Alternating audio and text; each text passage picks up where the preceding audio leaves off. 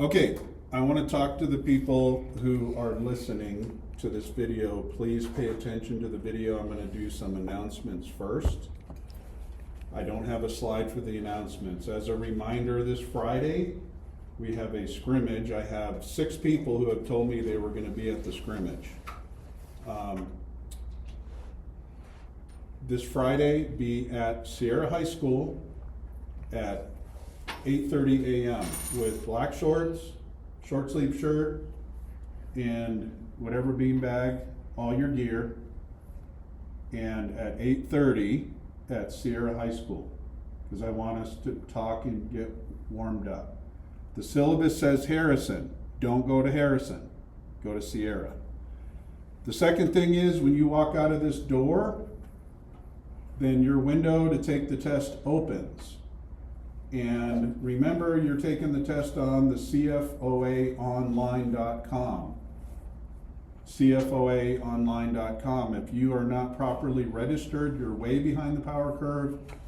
You need to send an email to me and Randy and say, I need help, because that's how you take the test.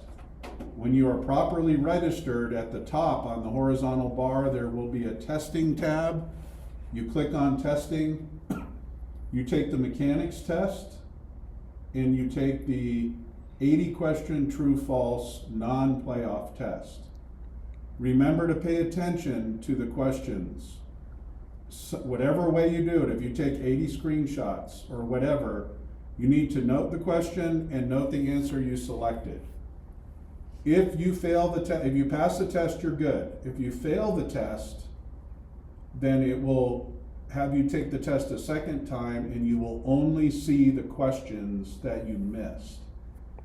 If you don't have a clue as to which questions you missed, what if you answer true or false, the wrong answer, then you're in risk of failing the second time. So don't rush through it, pay attention, and if you have any issues with getting on CFOA Online, you must email me and Randy immediately. I highly recommend you don't wait until the 27th to take the test, Jordan, right? Jordan's the one who takes my quizzes on the way, in the car, on the way to the school, to this school. I'm just teasing. You're gonna have to dig into the rules book. This test is fairly difficult. And we realize you're learning a new language. And it's not an easy language, it's very difficult. It's like learning Chinese. You're learning Chinese and having to use vocabulary and apply these words in a sentence in the middle of a city, trying to find the bathroom. So take your time, and as I said before, if you just can't find the answer, send me a quick email. I have my email on my phone. I check my email 1,000 times a day. I get a notice when an email comes in. So check your email, or send me an email and say, Mark, here's the question, where do I look? And I will help you. The punchline is, you must be fully paid. You must pass the test for me to put you on the draft sheet, to put you on the draft list. Any questions at all? I want to introduce my mentor, the man who drafted me in 2007. I'm sure he regrets it to this day.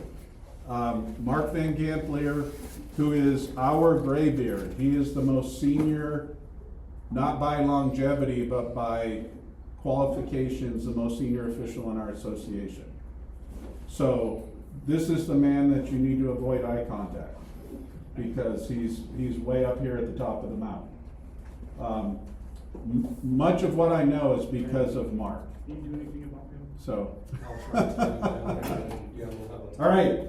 Any questions before we move to Rule 6? Now, true or false, there is a free kick and scrimmage kick video on the Art of Officiating website. True. So I'm going to have to fly through a lot of this content with because there is a video on the website. So what I would expect you to do, if you have not yet watched the video, is watch the video. Because we're not gonna anchor on any particular component of the rules tonight. I believe in necessary redundancy. That's why you have a video and then you're here in the classroom. It is imperative that you give yourself grace to not know the rules perfectly, but at the same time you work your fanny off to try to get to know the rules, because it's impossible for you to stand on the sideline with a striped shirt and a whistle and a flag and adjudicate the game if you have no idea what's going on. You must know at least the fundamental rules. Do not be an official who just gets by. Don't be that person. Don't be the official who stands on the sideline and you're happy with being on the field. I would be personally scared to death if I didn't know the rules. So please put that rigor in. This week is very, very, very compressed because you have to pass your test. If you haven't watched the video, pass your test, then watch the video. Because you only have so many hours to spend this week. All right? So those of you that are listening, please make sure that you contact me if you have any questions. The end state, the desired end state, is we have 13 new officials that are eligible to be on our draft next Tuesday, the 28th of July, at the Westside Global Methodist Church. Is there anybody here who's not done the questionnaire yet? Everybody's here? Everybody's good? Have you all done the questionnaire? Is that the question thing? Yeah. Mario has not. Mario, do you know what I'm talking about with the questionnaire? Yeah, the monkey questionnaire? Survey monkey. Survey monkey? Yeah. Yeah, I did. You did it? Today? Yes, sir. Today? Yeah. Okay, thank you. All right. All right, so let's start with Rule 6. The free kick is from which line? If not moved by penalty? 40. The K40. Now, if you look on that field down there, there's probably gonna be a big X on the K40. What is the kicking team's restraining line? The K40, right? What is the receiving team's restraining line? Midfield. So by rule, if it's just a normal, we haven't had any penalties, nothing happened after the score, between the score and the try, after the try, just had a normal touchdown, now we're gonna have a free kick. We go to the 40-yard line. If there's a safety, we kick from the 20. Don't worry about, in Colorado, 8-man is a 100-yard field. If you get the chance to do a 6-man game, then you dig into the rule book and figure out where we kicked in a 6-man game. After a safety, you can punt or kick from a tee. If a free kick goes out of bounds untouched by Team R, so Team K could be attempting an onside kick or they just shank it and it goes out of bounds. There are actually 4 options in the rules book. One of them doesn't make any sense and it needs to come out. So there are 3 options and you're only going to choose 2 options to ask the coach. If it's your sideline and your coach is the receiving team and the ball's kicked out of bounds, you will immediately go to the coach after you dead ball officiate. Dead ball officiate first, make sure the colors separate. Sprint to the coach and say, Coach, you have 2 options. The options are based on where would we place the ball. If the ball goes out of bounds at the 5-yard line, then by rule, it's 5-yard penalty from the succeeding spot, so the ball would next be snapped from the 10. So in your mind, you're saying, okay, that's one option, the ball's snapped on the 10. The other option is 25 yards beyond the previous spot. What's the previous spot?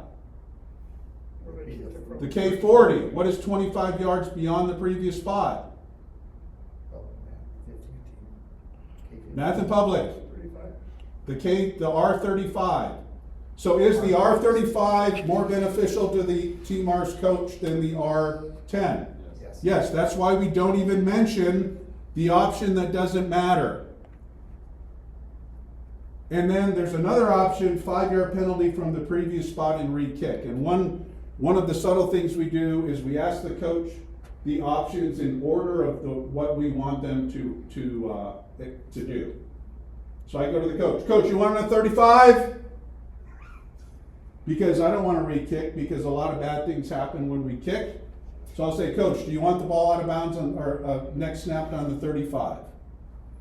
The other option is, do you want to move them back 5 yards and re-kick? Two options. Now, if the ball goes out of bounds on the R40, then would I say, Coach, do you want the ball out of bounds on the R35?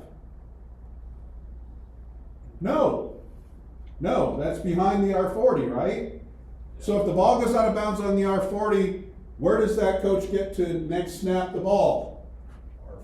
R45. The R45, because the rules book says 5-yard penalty from the succeeding spot. That's how that works. So if your team is Team R, and you'll forget this, you'll forget it, and your white hat's gonna remind you. White hat will say, Jeremy, what does your coach want to do? And then you ask the coach. If R touches the ball and then it goes out of bounds, we just take the ball where it goes out of bounds, if R touches the ball first. Now there are some caveats. If R is blocked into the ball, then that touching is ignored. If it's in the neutral zone. And then K cannot touch a free kick in flight. We're gonna talk about that again in Rule 7, in 7.5.10. It talks about kick catching interference. I'm sorry, that's not true. We'll get there. Sorry, I'm brain farting on the rule. All right, this is something that we want to pay attention to, and if you do a 3-person mechanics, you're going to take a lot more responsibility in making sure the crew gets it right. All of the players must remain behind their respective restraining lines until the ball is kicked. And it is a dead ball foul. Now this year, Mark, I don't know if you knew, but we are one of 3 states that is going to be doing a test to allow that ball to remain live, except for a pop-up kick, which is crazy. Did they talk about that? According to Kay Linda, even the pop-up kick is gonna be. That's what George says. So we'll at the state clinic, they'll tell us about exactly how they want us to do it. Yeah. George doesn't like the pop-up kick as an exception. Because when the ball is kicked, you don't know if it's gonna be a pop-up kick sometimes. But they wanna kill the pop-up kick right away. So we'll hear about that. So this is by rule, but Colorado is gonna be doing a test case with 2 other states. I hope this isn't on the test. At least 4. That's a great question. Is the test a federation test or is it a Colorado? It's Colorado test, but So they could ask them. yes, but I don't remember it being on the test. It's not on the test. And yeah, and I just heard about this like a week ago. Cool. All right. 4 players must be on each side of the kicker when the ball is kicked. Some of these rules were adopted for safety. If there's an onside kick, they don't want a kicker with 10 players all just running, like Spartans on a battlefield. So you need to have at least 4 players, and that means if there is a kicker in all 11 players, we're going to talk about where they have to stand to start. But if the kicker, there's 4 players over here, and then 1 player crosses in front of him, and this kicker does not move over, and this player crosses in front and kicks the ball, now this player is the kicker. And now we have 3 players on the side of the kicker, and that is a foul. The ball must travel 10 yards and touch the ground before K can legally possess the ball, and it can happen in either order. Touching the ground and traveling 10 yards. What is that 10 yards? What do we call the 10 yards between each restraining line? The neutral zone. So the ball has to go beyond the neutral zone before K can legally possess the ball. Now, can K touch the ball without fouling if it's grounded? So can K touch? Can K touch the ball on a free kick, a grounded ball? Can they touch it without fouling? After it goes 10 yards. After it goes 10 yards. If it goes 5 yards and they touch it, is it a flag? Yep. Yeah, For what? illegal touching. Is that a foul? Yeah. So there's a penalty for Team K touching the ball before it goes 10 yards. Yeah, it's illegal. Okay, so the term illegal touching is not in NFHS. It is for passing, Yeah, well, that's the name of it. but we call that first touching. First touching, and first touching is a violation, not a foul. What we do is we throw a beanbag. We throw a beanbag if Team K touches the ball during a free kick and they touch the grounded ball in the neutral zone. So we want to have our beanbag in our mind, right? So it's not a foul. First touching is not a foul. But we need to note it for a multitude of reasons we're not going to talk about right now, because then we'll just get screwed into the ground. Penalty enforcement, what happens if K touches the ball and then all these other things happen? You're going to eventually learn that. So 10 yards and touch the ground. Now here's the safety rule. The K players cannot block Team R players until that ball has traveled 10 yards. What is that preventing that used to happen? Why is that safety rule put in the rules book? People were getting teed off on. Talk loud so my mic can hear you. People were just getting teed off on because they weren't looking or being ready to get hit. Sure. So Team K, onside kick, they're gonna plow the road, they're gonna basically clear out Team R players and lay waste to the battlefield so that the kicker can just saunter down and pick up the ball or possess the ball. So now Team K cannot block our players until the ball has gone 10 yards, or if R initiates the block. So Team K doesn't have to stand there and take the block. When you are a line judge or a linesman, this is why I want you to watch the video. I want you to read the rules book. I want you to discuss these rules with a mentor or with somebody. Visualize. Visualize before you step on the field. Okay, I'm going to visualize a kickoff, and I'm going to visualize an onside kick, and I'm going to read the rules book, and I'm going to send a note to Mark Bradley in the month of July, or I'm going to send a note to my crew chief. Mark Van Gampler is one of the crew chiefs. So if Mark Van Gampler drafts you, then you start to communicate with him. I do have just one question. Go ahead. Because I know you said throw the beanbag, right? with Yes. 5 yard. We kill the play though too, right? Why? Does any foul cause the ball to become dead? No? No. Does any violation cause the ball to become dead? Yes. What violation? But wouldn't him touching it kill the play anyways, or to be done? Because it's a dead ball at that point. He touches the ball, it's not dead. Because he can't return. If he it back. possesses the ball, it Yeah. is dead. If Team K possesses the ball, it's dead. If he touches it and the ball's still rolling on the ground, Team R can pick up the ball. Team K touches the ball, we throw a beanbag. Team R picks up the ball and runs it in for a touchdown, and we're blowing the whistle. Oh crap, inadvertent whistle. I got you now. Possess and touch. Yes, Yeah. If he yep, possesses it, it stops the. yes. If If he Team K touches it- possesses the ball and the ball's loose because of, it's a loose ball because of he possesses the ball during a loose ball play, meaning the free kick or the scrimmage kick, then the ball is dead immediately. But if he just touches the ball, then we throw a beanbag. Now, do they get to, if they take the ball and run 5 more yards, do they get it where they ran, or? Let's not talk about that right now. I'll talk about that offline with you because that's the next level. Okay. To answer your question, there's an option. I'll just answer. Team K touches the ball, a Team R player picks up the ball and runs and then fumbles, and a Team K player falls on the ball. Team R could say, I want the ball at the spot of first touching. And then the Team K coach goes nuts. So that first touching is important to note with a beanbag. Because if they pick it up and Yeah. do yardage, like, oh, who cares, we'll just take it first touch. Exactly. And you could have more than one spot of first touching. So you could have a spot of first touching, another spot of first touching, another spot of first touching. And they can pick the one that is closest to Team K's goal line. Okay, here's another safety rule that, and when I first started football, this wasn't a rule.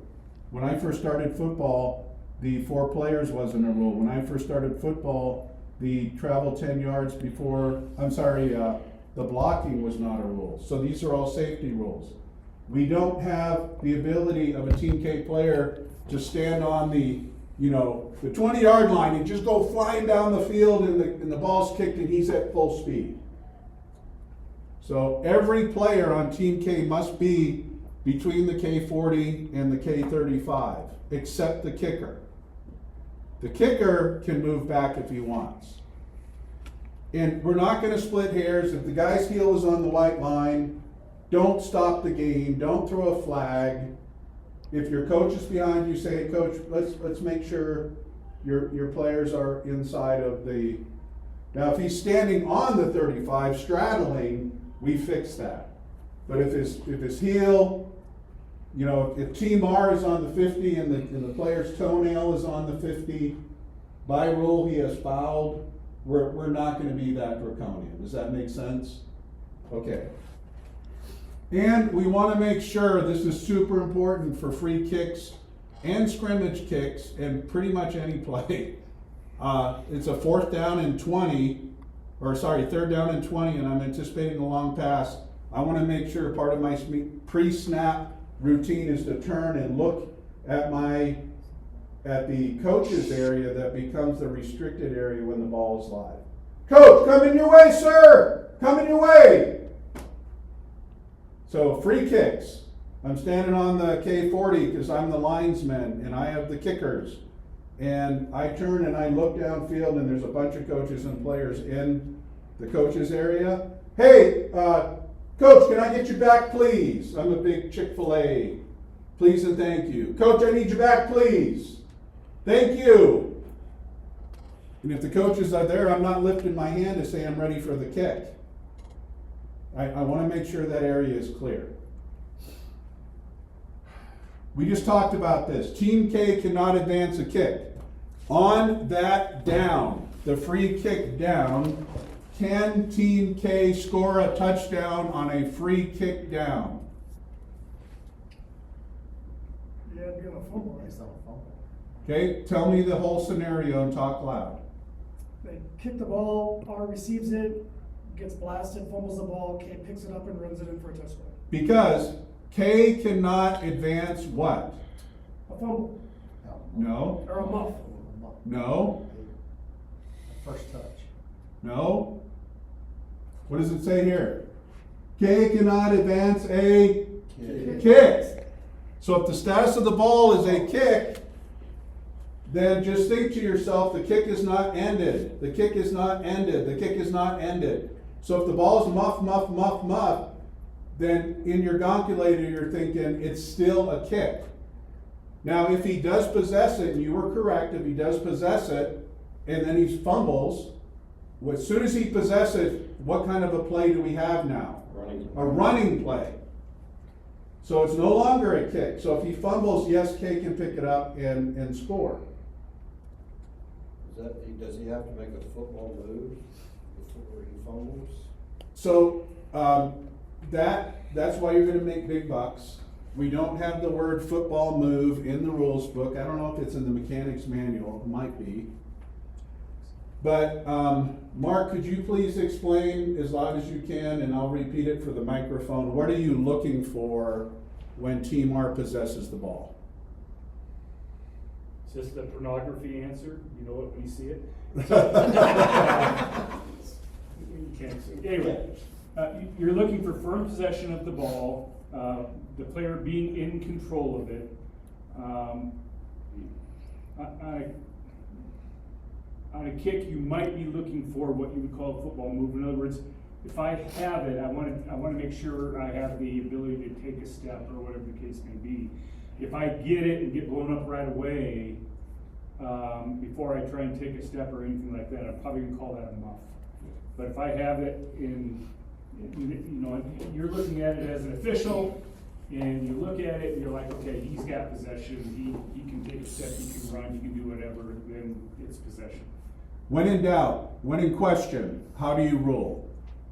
Towards the offense? A muff, right.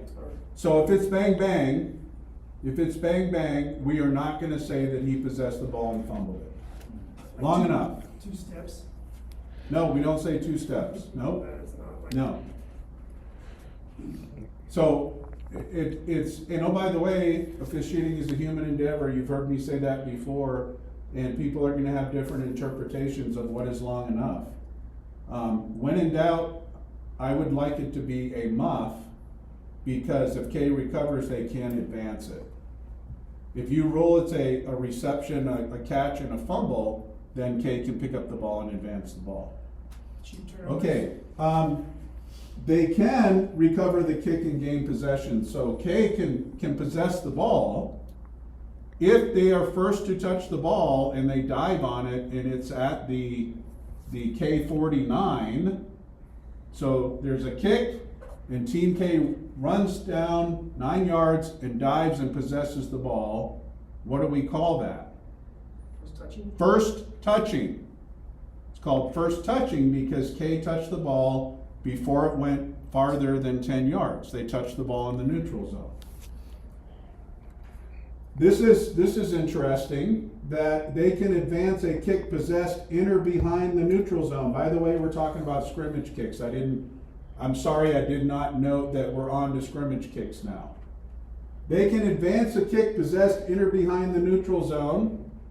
It doesn't matter if the kick is blocked, if it goes downfield 20 yards and hits the ground and comes firing back.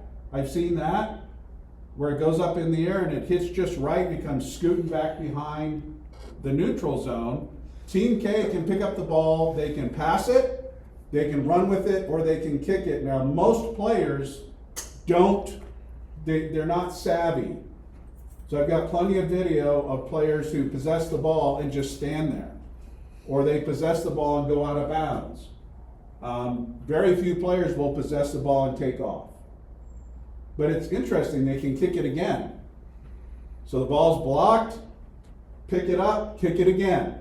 The ball's blocked, pick it up and throw it. When we get to Rule 7, we just want to make sure if they throw it, we don't have ineligibles downfield. We probably will. If there's a low scrimmage kick and a player in or behind the neutral zone, if it touches them, that touching is ignored, and that keeps Team R from being penalized when they block the ball in or behind the neutral zone, and then the ball rolls beyond and Team K falls on it, then we ignore that touching and Team K doesn't get to keep the ball. First touching, I'm not going to go into detail because we have too much content. Rule 617, if you're taking notes, Rule 617 talks about first touching. There's first touching in the neutral zone during a free kick, and then first touching in or beyond the neutral zone to the goal line for a scrimmage kick. Here is an important point here. If it's a free kick, can Team K touch the ball in flight? If it's a free kick. What if there's nobody around? What if Team K fools and the guy's ambidextrous and he runs up on the ball and then he kicks it with his other foot and it goes into the air and there's no Team R player close to the ball on a free kick? Can Team K possess the ball? No. Can Team K possess the ball in college? Yes. Will that coach have watched the game the previous Saturday when that happened? Yes. Will the coach yell at you and say that it's legal? Yes. Any free kick, Team K cannot possess the ball in flight. Or touch Now, it. a scrimmage kick, or touch it, thank you, touch it. On a scrimmage kick, that is not a true statement. Team K can touch the ball in flight if no team or player is in position to catch the ball. So that's where, let's say the ball is pooched and the team or player panics and he runs away and the ball's still in the air, the team K player can catch the ball. Now, can he advance it?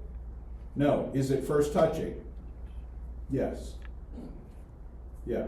So if he muffs it and the ball bounces away, then we have a beanbag. It's called first touching. K can legally bat a scrimmage kick toward its own goal line. You see that all the time. Somebody describe that play. Legally batting a scrimmage kick toward its own goal line. Team Mark punts the ball and then ball's in the air, but it's like going towards the end zone, but then Team K player can knock it. Right. So you see them dive, right? They're trying to keep the ball from going into the end zone for a touchback. The ball is grounded or in flight, and he dives and he tries to bat the ball so that it doesn't go into the end zone. And, oh, by the way, is the position of the Team K player matter at all? As long as it's not the end As long zone. as it's not. What if he's standing in the end zone when he bats the ball that hasn't penetrated the goal line? Touchback to. Where do you see that in the rule book? What are we focusing on? The ball. The ball. So unlike what you see in the NFL, this is NFHS, the player can be standing in the end zone or have gone into the end zone and step back into the field of play and possess the ball before it goes in the end zone. That is illegal. So that's where you're gonna get grief. A lot of times you're gonna get grief because coaches and fans don't know the high school rules. So it doesn't matter where that Team K player, where his body is. It's the ball. Yeah, just to give another example, he could be lying in the end zone, but the ball is outside of the end zone and his arm, like he secures it outside, but like most of his body's in the end zone, it's where the ball is. The fact that his body is laying in the end zone doesn't matter. His body doesn't matter. So then, if you have on a free kick, or I guess any kick that's going out of bounds, and I guess receiving team here catches it, but they're 1 foot out of bounds. So that is Rule 4. Yeah. So when we talk about Rule 4, and then Rule 9, which is illegal participation, I want to go fast through this, okay? No, So by Rule 961 says that Team A and K cannot go out of bounds and return to the field of play. Rule 962 says no player AKBR can intentionally go out of bounds and either touch the ball, return to the field, influence the play, or otherwise participate. So if they go out of bounds intentionally and they do anything to impact the play, that's illegal participation. If a team R player accidentally goes out of bounds, and they have the right to accidentally go out of bounds, they do, accidentally goes out of bounds and then touches the ball, then the ball is dead and Team K has kicked the ball out of bounds, and it's a foul. If they touch it while out of bounds. If they touch it while out of bounds, right. Because the Team R player's out of bounds, the rule book says if the ball touches anything, including a player, that's out of bounds, the ball's dead, the ball's out of bounds. If Team R intentionally goes out of bounds and does the lay on the ground and touches the ball, then it's illegal participation on R and a free kick out of bounds on K. The penalty's offset and we re-kick. So that's kind of like master's level. Okay, fair catch. When you are a line judge on a 4-person crew, your job is gonna be to go deep and be like a back judge. So you're gonna stand by the mechanics manual, you're gonna stand about 5 yards away. So Jordan, do you mind standing up? And for those of you that are listening, I apologize. You turn around, or actually come up here and stand right here. And then turn around. You're the receiver. Turn around and face that wall, this wall, sorry, face mark. There you go. Okay, you're the receiver. I don't want to be too close to him. You never want to be close to a player. I don't want to be too far back from him because I can't see his hands. His body is blocking what's going to happen. So I want to be far enough to the side and then about 2 yards behind him so that I'm far enough away and I can see his hands. If you're the line judge, that's where you need to stand like a back judge. And actually, I would want to be farther, like at the corner. I want to be far away so that I can move if I have to. Thank you. If you're the line judge, you're going to go deep like the back judge on punts. What I do is I tell the receiver, hey, 12, this is what I want to see for a fair catch. And I show it to him. My hand all the way up in the air, and I'm waving from 12 to 2. This is what I want to see. Show me this if you want to fair catch the ball. And then I'm waiting and I'm not blowing my whistle.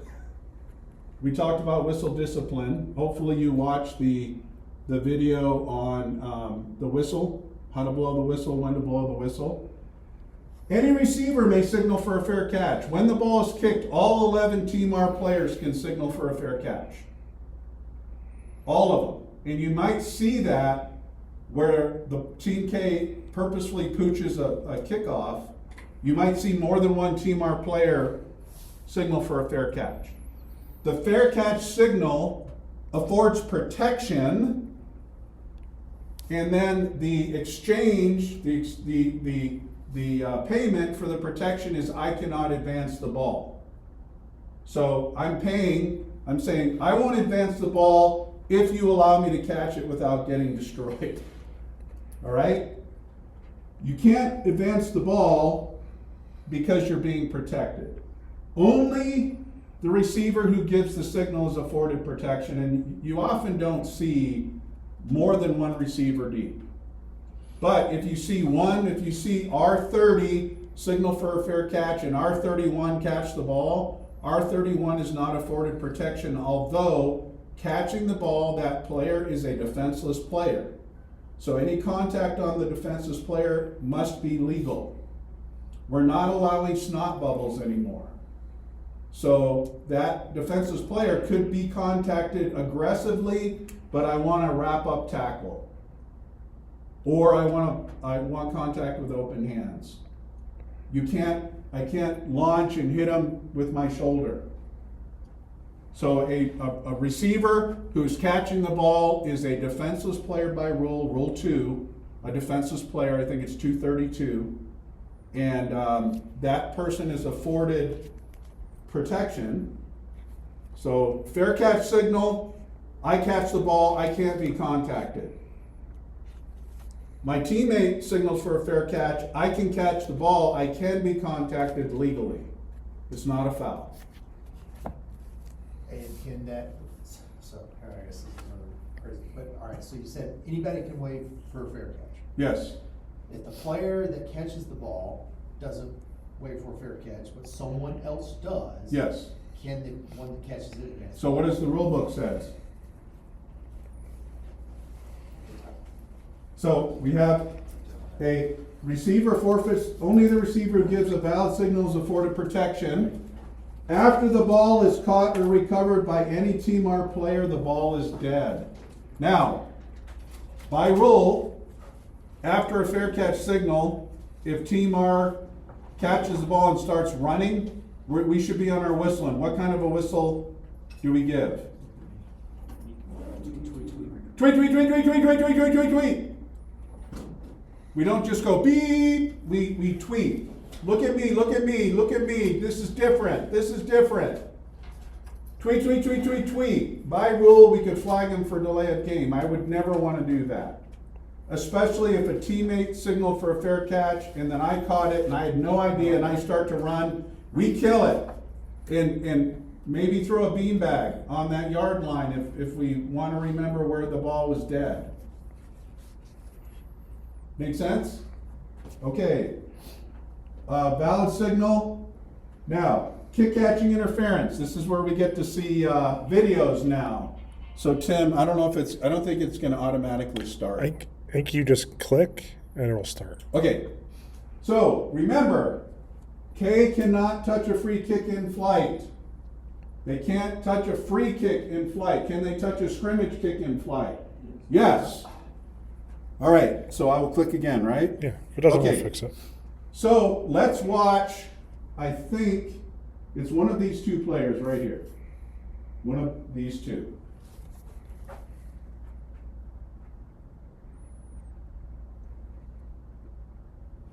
Can you freeze it?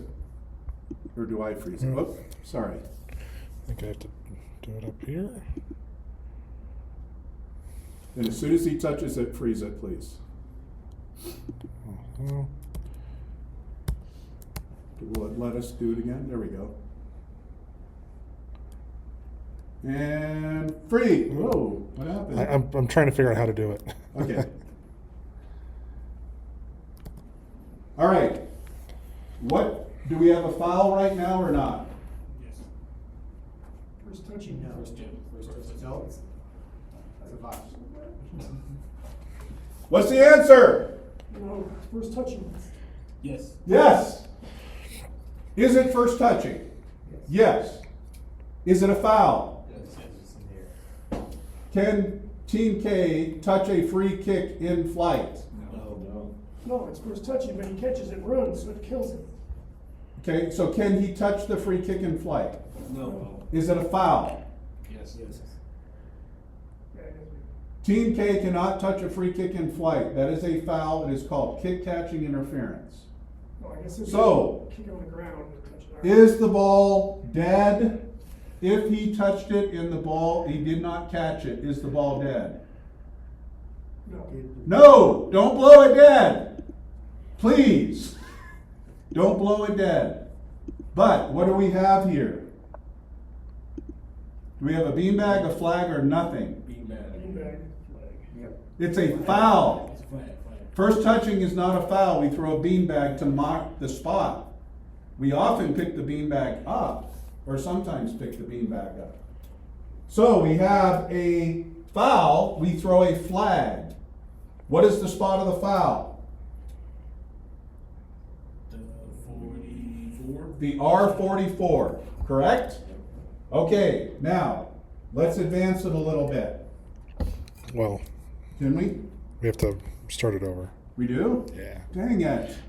I thought there was a slider. We'll figure it out at the break. Okay. Is the ball dead? Is the ball dead? Is the ball dead? Yes. Why is the ball dead? Caught it. Possession. Use rule book words. Because Team K possessed the kick. So as soon as Team K possesses a kick, the ball is dead by rule. So we have a flag. Beep, beep, beep, beep, beep, beep, beep, beep, beep, beep, beep, beep, beep, beep, beep, beep, beep. I don't know if we had a flag. Okay, can you freeze it right A there? little or something. Didn't like a flag though. Looks like a beanbag. Flag. No, I keep hitting the wrong thing. I Okay. screwed it up. We'll at the very end of the clip, please freeze it, because I want to make a teaching point.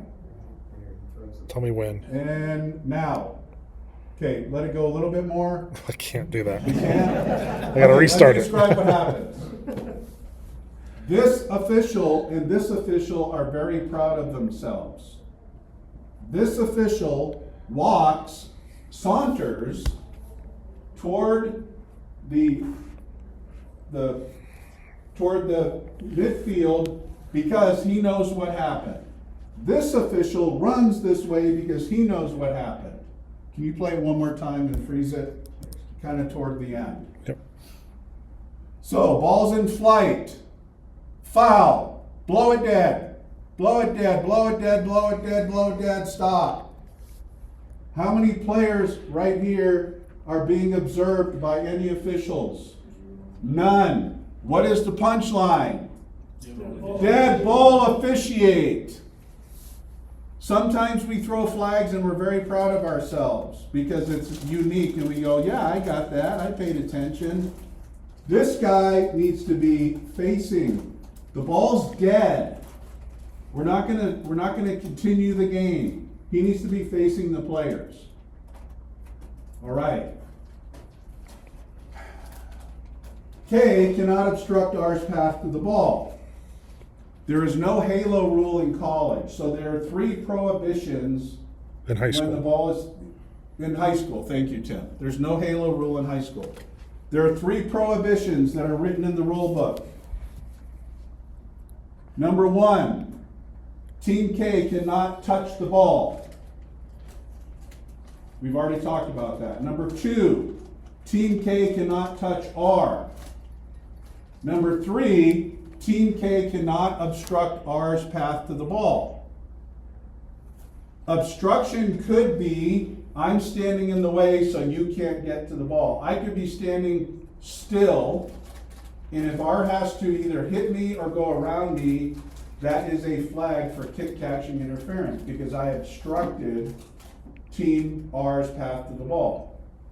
If Team R catches the ball and Team K is standing right there, will Team R's coach scream for a flag?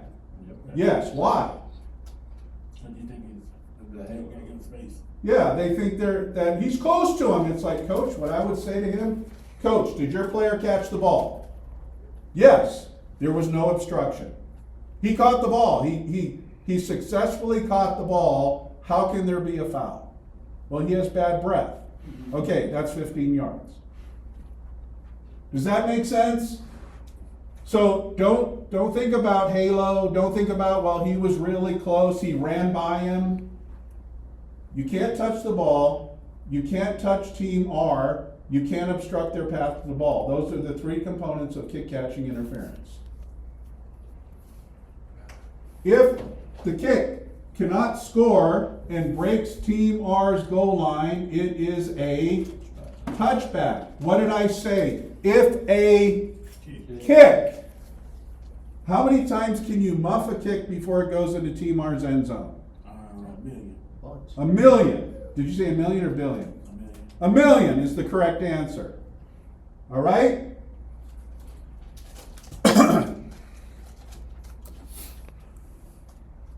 Is the ball still a kick? Is the ball still a kick? Yes. Is the ball still a kick? Yes. Is the ball still a kick? Yes. Is it still a kick? Yes. And Team K falls on it, and what does the referee do? Wah, wah, wah. Is that a touchdown? No. What is it? Touchback. A touchback as soon as the ball breaks Team R's goal line. I hope they fixed that. I hope they didn't put 6 points on the board. Now, I brain lock all the time. I brain fart all the time. If you think that one of your crewmates has brain farted and you are a brand new official, do you have the right to politely go to them and say, I have a question? Yes, absolutely. I have a question. I don't think they possess the ball, so the status of the ball is still a kick, and when it crosses Team R's goal line, that's a touchback, right? If you keep that to yourself and then you go in at halftime and go, hey, wasn't that a touchback? Don't do that. Make it right on the field. If you have to be that guy, tweet, tweet, tweet, tweet, tweet, tweet, tweet, tweet, tweet, tweet, tweet. Tim, I'm confused here. Is this the right rule? And Tim goes, Mark, go back to your position. No. He goes, no, that's a good question. And then he explains it to me. So sometimes it takes a little courage. You want to see this one again? Okay, Jordan wants to see it again. Let's see if we can do it again. Tim's mad at you now because we have to show it again. No, playing the whole thing is easy. Yeah, playing the whole thing. It's, all right, it's right at the 20. It's about, that dude muffed it like 4 times. Yeah. So this was a million. The answer is a million. It was muffed a million times. And Yeah. And by the way, this official has white shoes. Don't wear white shoes, please. See how that stands out? White shoes. Okay. Look like you're talking about it. Yeah. The kick ends when the ball is possessed by K or R. The kick ends, the status is no longer a kick. So when does the kick end? When it's possessed, when it goes over the goal line, or when it goes out of bounds, is when the kick ends. We've already said Team K cannot advance a recovered free kick. Can they advance a recovered scrimmage kick? Yes. Yes. Can Team K advance a kick? No. No! Can they advance a recovered scrimmage kick? No. No. And then first touching, I'm not gonna go into it. Can they advance a fumble after a free kick? Yes. Yes. That's what's the kick. Right. Devin said this, it's now a running play. All right, that's rule 6. Now, rule 7. Rule 7 is snapping, handling, and passing the ball. It includes formations. It includes what a snapper can and can't do. It includes what linemen can or can't do. It includes false starts and encroachment. 7 is chock-a-block full of information. Rule 4 is small. Rule 8 is small. Don't let the length of pages impact your study of that rule. When we get into Rule 8, there's a lot of components in Rule 8. Rule 7 is a long chapter that has a lot of components. So I would say devote yourselves weeks and weeks and weeks and weeks to Rule 7. If I am taking the test and I'm confused, and I'm not going to email Mark Bradley yet, and I'm confused about what you're asking, or I'm confused about how to answer, what rule could I start with? Definitions. Don't whisper the right answer. Chapter 2, definition. Chapter 2, definitions. Now, does the rules book do a really good job of putting all the like rules together? Now, let me tell you the world's best cheat code. You can take your phone, and I can talk about my iPhone. You can go to notes, and it takes a little while. You take your rules book, and you take a picture of each one of the pages. Each one of the pages. And it becomes a PDF file. You can then send the PDF files to your email address and put them all in a folder. You can then go to Notebook LM and upload all of those PDF files in Notebook LM, which is AI, and then you ask Notebook LM, please give me all of the rules associated with first touching. Perfect. If you want to do that, I did that, it took me like 4 hours. But what I can do now is sit at my computer, Notebook LM is free, I open Notebook LM, and I say, I'm interested in ineligibles downfield. Give me all of the associated rules. Blocking below the waist, give me all of the associated rules. Okay, here's your scenario. What's the answer? And it's wrong sometimes, so I have to say, no, you're wrong, and then it says, oh, thank you so much, I just learned something. But if you want to put that extra work in, it is a game changer, because then your study is so much easier. Is there not a digital copy of this we could buy? There is a digital copy, I believe, on the NFHS website. I mean, would that be, could we do the similar, just? If we I've never So- tried it, so I don't want to answer yes or no. Okay. So they have it restricted these days to just like the NFHS app. That makes So sense. you're not actually able to download it. Yeah. You have to use it get through the access app. to it. Yeah. I took my son has already warned me not to share the PDF files that I created, because that is what is it called? Copyright Theft, infringement? intellectual theft. Yeah. But what I did was I took the staple out of my rules book, and then it took me a couple hours, and I just put my, you go to notes, and you tell it to take the pictures, and it comes up in a PDF file, and then when you're done, it creates a PDF file with all of the pages, and then I emailed it to myself, and then I created a folder. So I may share it with Mark because he's my mentor and I owe him so much, and he won't turn me in for intellectual theft.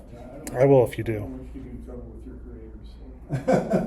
creators. All right, I know nothing if it shows up. now, Rule 7, snapping the ball, and this is a rule where many officials don't understand it. The ball is laying on the ground. The snapper is in the huddle. He comes to the line. When he puts his hand on the ball, can he lift the ball off of the ground? Yeah, he just can't take his hand off it. What does the rule book say? One hand must maintain. What is the rule book? I have it on the slide behind me. What does it say? The ball from out of rotation, but may not rotate. Can't rotate it yet. It says, the snapper may lift the ball. May lift the ball. So many officials think that ball has to maintain contact with the ground. That is not a true statement. For initial adjustment of the ball, the snapper may approach the ball and they can lift it off of the ground. What they cannot do is lift it and move it a yard forward. They can't, and I don't know why not, they cannot spin the ball. I don't know why not, because I would never flag that. But they definitely cannot turn it so that the nose of the ball is pointing to the sideline, so that the length of the ball is parallel with the yard line. They can't snap it like that. You're going to see all kinds of things from players, especially at the lower level. And if you are an umpire, or if you see it, you can talk to that player, and I will call him a child. You can talk to that child and you can say, hey, once you put the ball back down, just leave it like that. They can spin the ball this way to spin the laces. And one of the things umpires will do is learn from the center, where do you like your laces? Do you like your laces straight up? Do you like it to the side? But they have their own routine. So if the laces are straight up, they may say, I like it straight up, and then they come and they spin it, just because that's what they like to do. All right, so they may lift the ball, but may not rotate it end for end. I don't know why not. I guess back in there's gonna be a reason. Well, there doesn't have to be a reason. They can't rotate it end for end. I'm never gonna flag that. They can't. Go ahead, Tim. My logic has always been the neutral zone. Yeah. Because what's the neutral zone? So if they spin like that, it impacts the neutral Well, I mean, zone? in the moment as you're spinning it. As you're spinning. I don't know. That's just been my logic. I don't know if that's true or not. All right. Well, That's just been my actually, logic. Sideways. Yeah. Well, it's just in the movement you're affecting the neutral zone. Right. I don't know. I'm never gonna flag that. Okay, and fail to keep the long axis of the ball at right angles is another way to say, don't point the nose of the ball to the sideline. Following the ready for play. So tell me the two ways that a ball is marked ready for play. Talk loud. Referee whistle. The referee's whistle is one. Ball is placed and the referee moves to the spot. So the ball is placed on the ground between the hashes, and the official who placed the ball backs up to their spot. Those are the two ways the ball is marked ready for play. Many years ago, we used to blow a 25-second ready for play prior to every snap. The referee would blow it prior to every snap. Then we adopted the 25, 40-second play clock. So many times the referee doesn't blow the whistle. The official puts the ball on the ground, and the ball is marked ready for play as the 40-second play clock is running.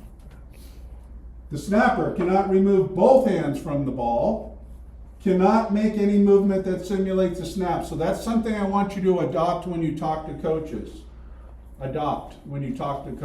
Is, coach, in my judgment, that player did not simulate a snap.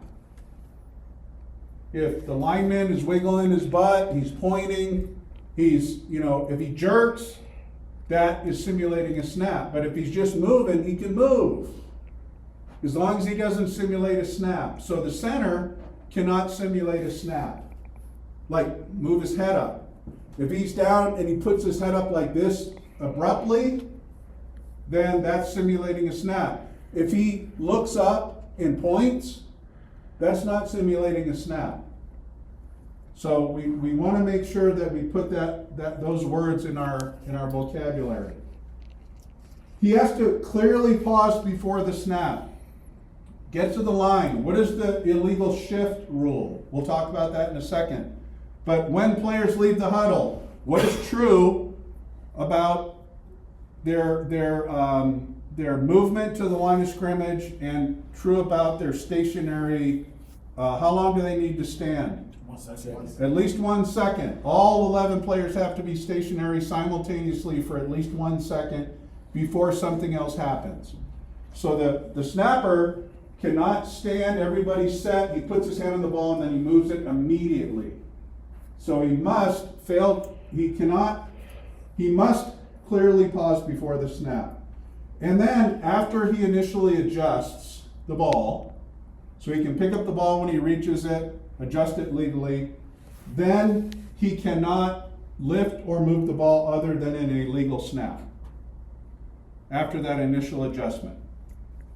So sometimes you may see the younger kids, they come to the ball and they have their hand on the ball and then they do something like even pick it up off of the ground. By rule, that's a foul. I would talk to that player. All right. I want you to, what is true about encroachment on a scrimmage down? Because the whole free kick has muddied the waters.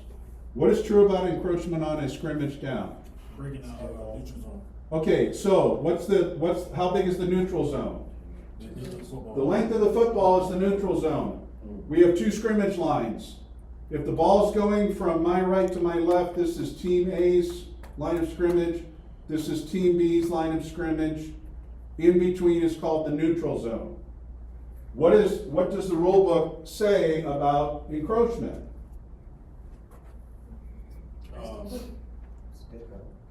Can Team A be guilty of encroachment?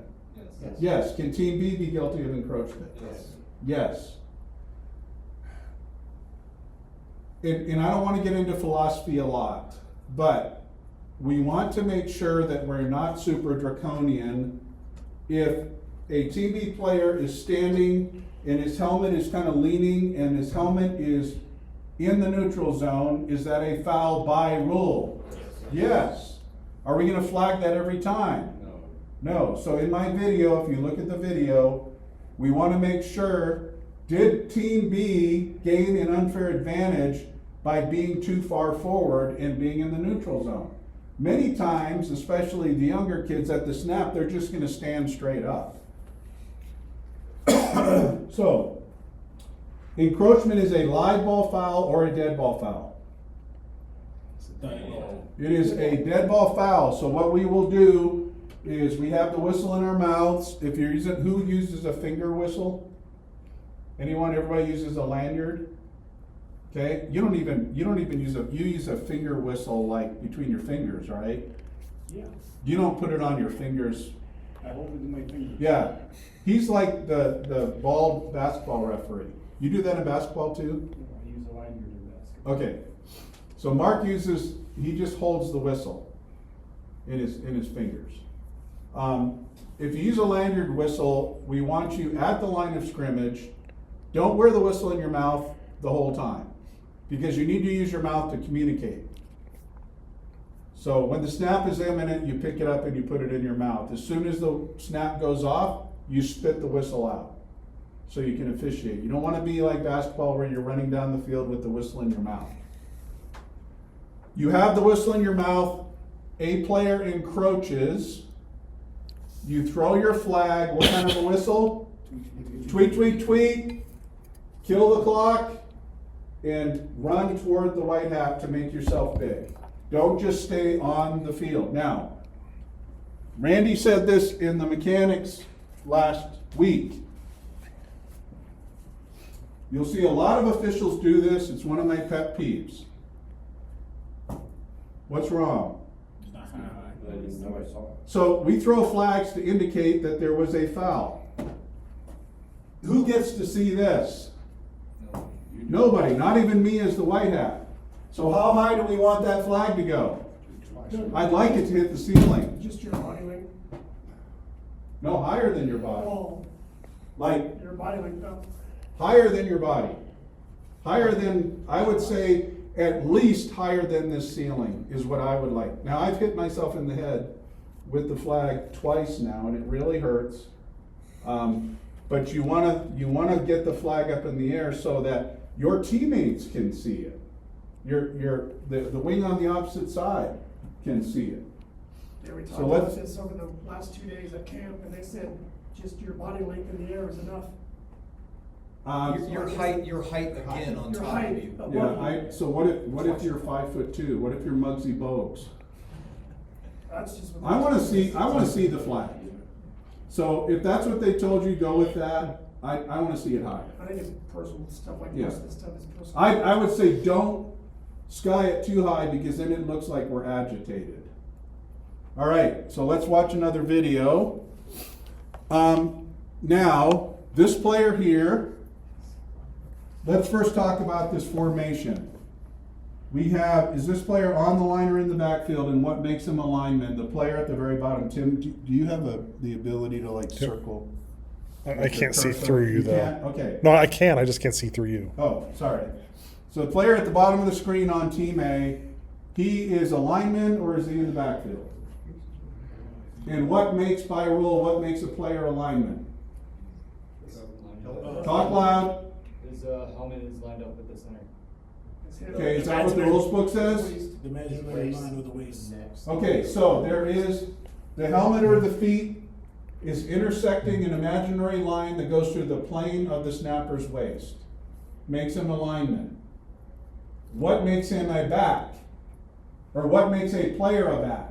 It doesn't cross the. No part of his body intersects the plane of the waist of, no, not the center, The end line, the end. the nearest lineman. The nearest lineman. So you must memorize those two rules. What makes a player a back? What makes a player a lineman? Because if you need to fix a formation, you need to tell the coach, Coach, for your player to legally be a back, I can't have any part of his body intersecting the nearest lineman's waist. So move him back so that there is a blade of grass. Just kidding. All right. So is he a lineman? Or, the guy at the bottom, is he a lineman or is he a back? As a receiver. Is he a lineman or is he a back? He's got to be one of the two. A lineman. Don't say receiver. That's not Where are you pointing at? this player at the bottom. He's not a receiver. He is a Formation player. purposes, you're either on the line or you're in the backfield. On the line or in the backfield. That's why Mark is saying he's either on the Right. line, he's either a lineman or he's a back. Thank you. All right. On the opposite side, Tim, if you could go all the way to the top. All the way to the Again, top. I can't see Sorry. through you. Sorry. Oops. He's a back. Okay, he is a back because no part of his body is penetrating. Who is the nearest lineman? Who's the nearest lineman on the top of the screen? Third down. The third down, right. That guy there is the nearest lineman closest to him. So no part of his body is intersecting the waist of that player. And then the other player is also a back. So we have four in the backfield. This is a legal formation. Now let's look at the player at the bottom on defense, the right tackle on defense, right there. Right end. The right end. Let's take a look at him and run the play, please. Whoop.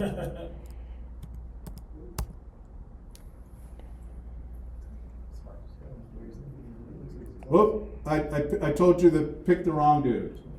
Okay, so let's play it again and let's look at this player 24. Sorry about that, I apologize.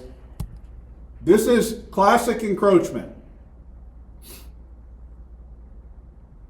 So, what what do you think of, if you could play it again, what do you think of the linesman's flag? You like it? No. Yeah. Boo! You hate it. What do you think of the line judge's flag? All right, so we It's because it's a big one. both of the players, there are a lot of players that encroach, so it's okay that both wings had a flag. If both wings have a flag, Pinch, what do we do? pinch, Pinch where? to the center. Middle of the field. Okay, who pinches? Both Wings. Do you walk or do you hustle? Also, You hustle to the middle field and you talk. Do you bring the white hat in yet? yes. No.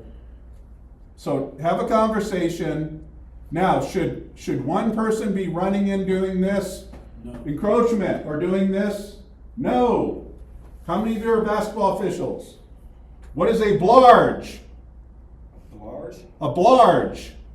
Block charge, right? Where one official goes, charge! I don't even know the signal anymore. And the other one goes, block! And they both sell it, and they're both, I'm different than you. That's called a blarge. We don't want that. So anytime your partner throws a flag and you have a flag, hustle to the middle of the field. Have a conversation, then turn to the white hat. All right, now we're going to talk false start. This player here is going to go in motion. Is he legally a back? Yes. Sorry, Tim. This player? This, yeah, 88. Okay. He's legally a back. So he's going to go in motion, and then we're going to see, does somebody simulate a snap before the snap happens?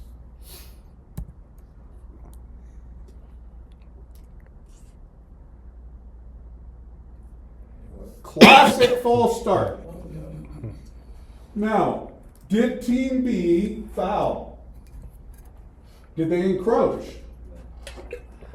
Did Team B step to the line? And I want to read the rule just so that we can be clear about this, because the offensive team coach might ask for it. It says, no defensive player shall use disconcerting acts or words prior to the snap in an attempt to interfere with ace signals or movements. So what you can't have is hut hut, boo, eight. You can't have words that will try to cause A to false start, and you can't have a guy constantly like trying to make the offense flinch. So in this play, if we could play it again.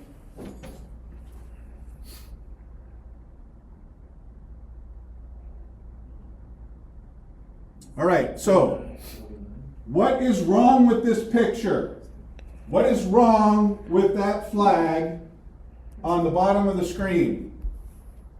Wasn't on his side. I'm sorry? It wasn't on his side. Right. Why is he ruling on an event that happened on his partner's side of the field? He shouldn't be. So, trust your partner. Trust your partner.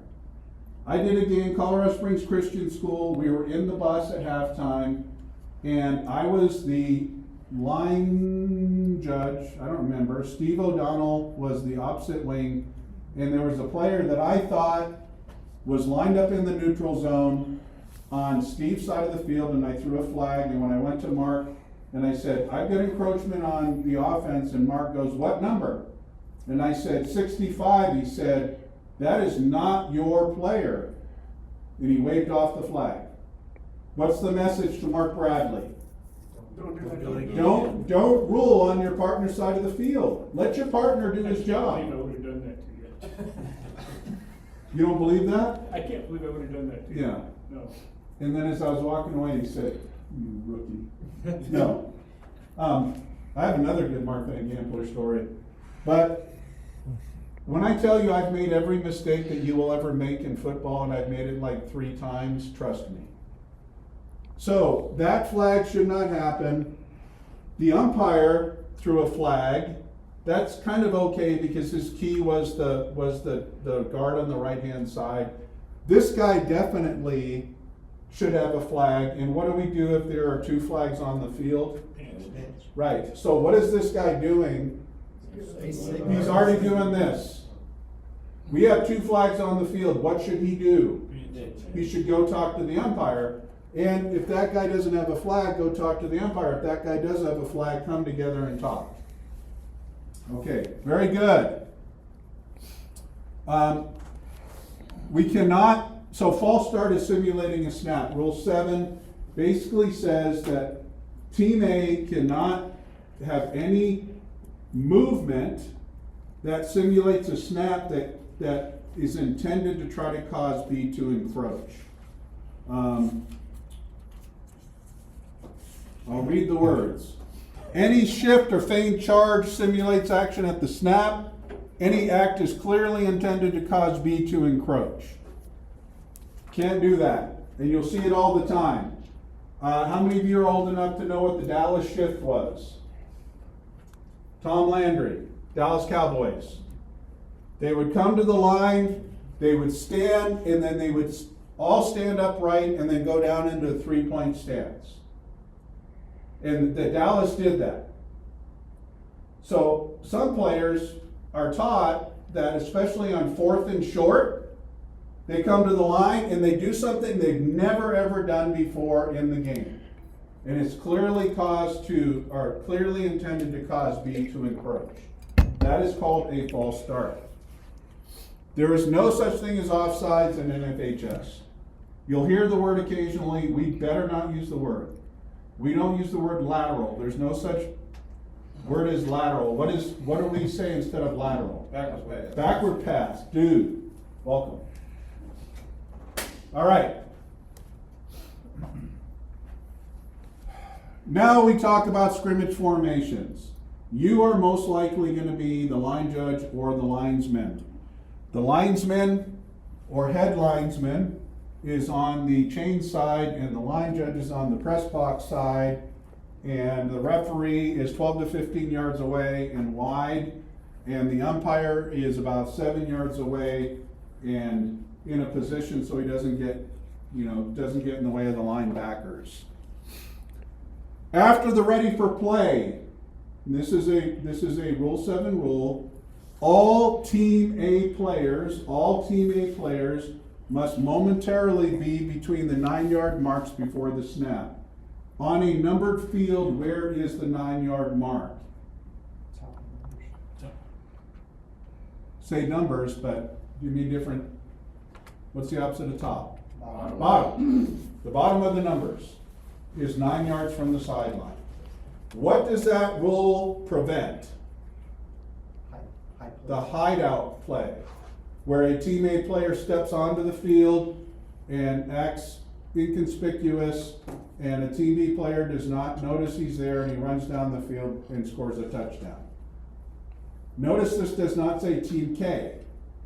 It says Team A. So Team K players can be on the field, and they don't have to be between the numbers. Okay? Did I say it wrong, Mark? Because I know you're looking in the rule book. I thought 7 yards was at the bottom of the numbers. Am I wrong? Because I've been wrong many times. I don't. My wife is not even in town and I'm still wrong. It's top numbers. Top of the numbers. So you were correct. I apologize. Top of the numbers. Thank you, Mark, for looking that up.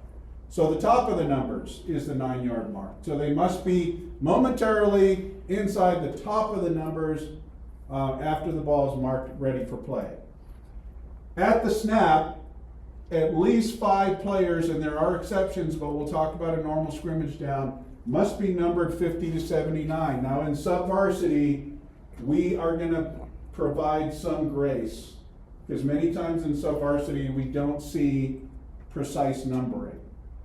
Don't be draconian 7th and 8th grade. We just want to make sure that we let the other teams coach, because he'll probably have some numbering issues as well. We want to make sure the other team's coach just say, hey coach, their left tackle is number 9. They're not trying to deceive, it's just that they don't have enough correct numbers. But at least 5 Team A players are numbered 50 to 79. And then in Rule 7, there are exceptions when it says on a try, on fourth down, there are some numbering exceptions. And then there's no fumble rooski like Nebraska used to do back in the day. You can't have a planned loose ball close to the snapper. What must you be? What must be true to make you eligible to catch a legal forward pass? You must be eligible by Number? what number? 1 through 49, and then 70, 80 to 99. So I heard 1 through 49, 80 through 99. Who does not Zero. like that answer? 0. 0 to 49. 0. So you're eligible by number and you're eligible by Position. position. And what does the rules book say about your position? You must be, Uncovered. okay, what is the rules book definition of uncovered? You must be at the end of the line of scrimmage. How many players can be at the end of the line of scrimmage? Technically two. Two, one on each side. Or must be legally in the backfield. And what legally makes you a back? Not breaking, Okay, go ahead and talk loud. not breaking the plane of the closest lineman. Right. So no part of your body is going to break the plane of that imaginary line that's drawn through the closest lineman's waist. So you're a back or you're at the end of your line. How many players can legally are eligible to catch a legal forward pass? Say it again. How many players in a formation are eligible receivers if everybody's numbered properly? 5. 6. I think so. What did you say, Mario? No, well, I heard him say. Oh, I see. I'm an honest guy. Can we call that? I'm an honest guy. could have just taken the ball and run with Oh, man. We call that intellectual theft? But it does make sense, right? Because you got what? 6 eligible receivers, right? Because 5 is on the line, and then it's the quarterback is eligible, and then also the running back and tight end. The quarterback is eligible receivers. The quarterback is eligible. You have 4 in the backfield, including the quarterback, and you have players on each end of the line. Okay. The snapper must face the opponent's goal line, and the interpretation is 45 degrees. So he can be 45 degrees canted, that's the interpretation. The linemen, we've already talked about linemen, so let's go ahead and watch this video real quick. Hey, Mark, can I just ask one quick question? Yes. Because I remember 2 weeks ago we was talking about this when the wing tee or the snapper, and y'all was saying something about like the snapper can, if he's not covered and he has an eligible number, he can snap and go out for. That is correct. If the snapper has an eligible number and he is at the end of his line of scrimmage, he can snap the ball and be an eligible receiver and go downfield to catch a pass. Okay. So that's something like flag football. No, it sounds like tackle football. Yeah. You gotta think about it. Okay, let's take a look at this formation. Can you please freeze it? Wait, no, if he's on the end of the line. When Before the snap, when everybody's set. Okay, this is a scrimmage kick. Okay, freeze it, please. All right, this is a scrimmage kick. This is an illegal formation that the crew did not flag. This, in the middle, you can see the snapper bent over the ball. And how many players in this formation does their foot or their helmet intersect this imaginary line through the snapper's waist? How many players on the field? Looks like 3. I count 2. I count 2. So the 2 players at the top of the screen are in the backfield, and one of the reasons I know that is when we run the play, the player who's directly to the left of the snapper goes downfield and catches a pass. All of these players on the field are in the backfield except the snapper and the 2 players to his right or left. This was completely heinous. The crew let it go off. How do you tell if you're on defense who's eligible and who's not based on this formation? You can't. You can't. So let's let this play out. Watch the player who's directly to the left of the snapper. Look at all the players in the backfield, for crying out loud. He goes downfield, he catches a pass, nobody throws a flag, we officiate the play, and they get a first down. Can you see what's wrong there? Too many people in the backfield. Too many in the backfield, illegal formation.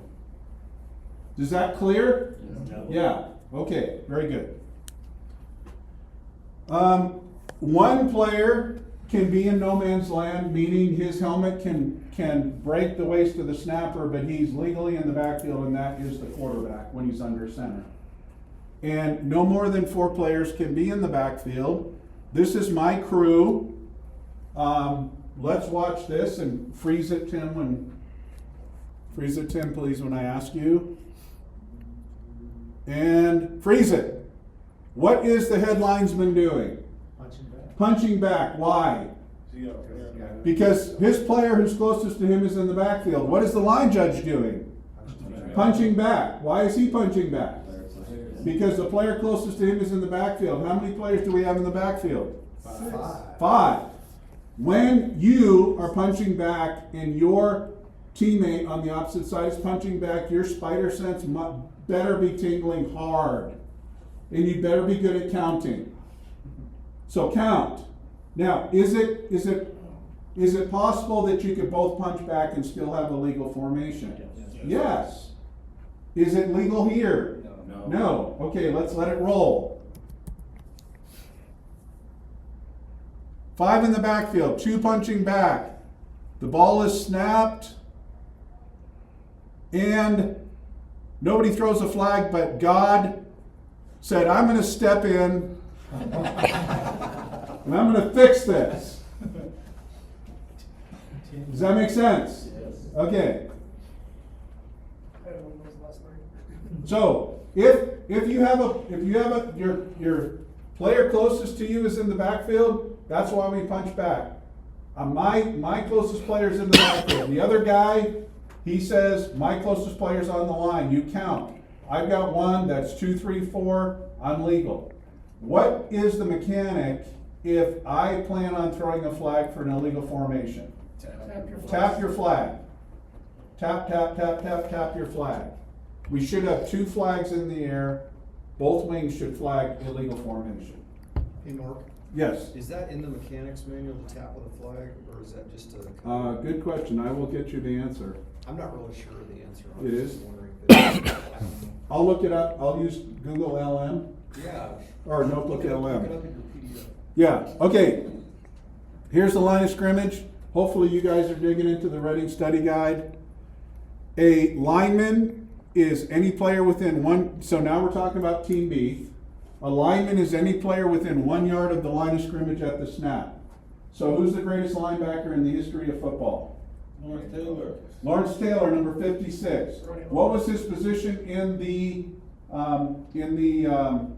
program? Linebacker. If he's within 1 yard of the line of scrimmage at the snap, what is his position? A lineman. He is a lineman. And that's important because when we talk about blocking below the waist, a Team A player who is a lineman in the free blocking zone at the snap may block a Team B player who is also a lineman who's in the free blocking zone at the snap, as long as that block is immediate, initial action. So if Lawrence Taylor is within 1 yard of the line of scrimmage, he can legally be blocked below the waist. If he is not, no Team A player can legally block a Team B player if they're not a lineman below the waist. Okay. Team B doesn't have any formation or movement restrictions, but I did talk to you about disconcerting acts. So if a defensive player comes up, claps his hands, hey, hey! That's a disconcerting act. Do you know what the disconcerting act signal is? No. Do you know what it is? Do Do you know I what don't it remember. is? I'd use unsportsmanlike, I guess. It's the old failure to properly wear equipment. Is it a 5-yarder? Yes. Yeah, I knew that much. Yep. I would have just gone with legal procedure. So, Is it live ball? Here's disconcerting act. Live ball? No, dead ball. Okay. You already know this from our mechanics manual, right? What is the most important part of your body when it comes to pre-snap? I think it's your mouth. The player comes to the line and you are loud, and I like to say on the line or in the backfield. I don't like to say on the line and off the line because they're very similar.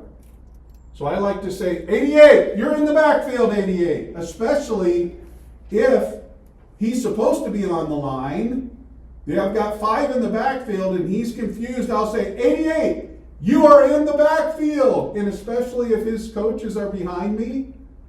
88, you're in the backfield. And the coaches are like, move up. So use your voice. Even if you're not a loudmouth like me. Use your voice, be aggressive, be confident, and talk to the players. Flag on our side only. We talked about encroachment, false start. The snap has to be one continuous motion and the ball must leave the snapper's hands. Does somebody else have to possess the ball for it to be a legal snap?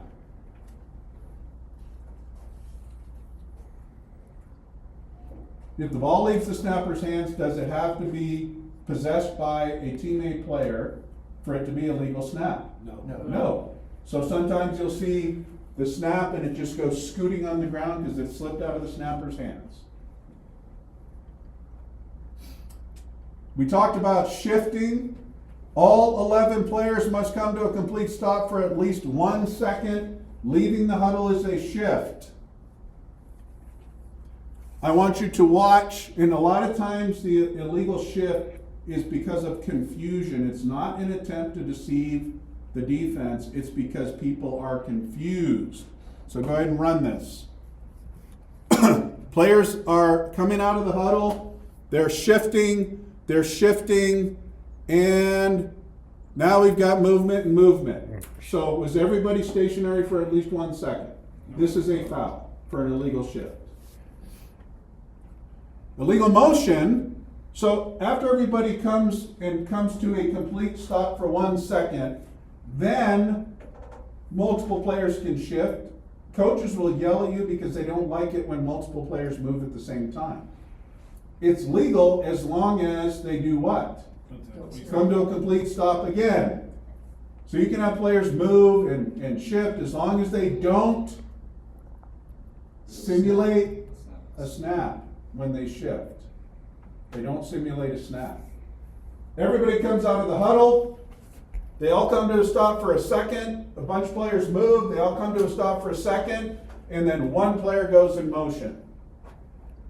And that motion must not be forward toward the opponent's goal line. Must not be toward the opponent's goal line. So we'll look at an illegal motion. We'll decide if this player in motion goes toward the opponent's goal line.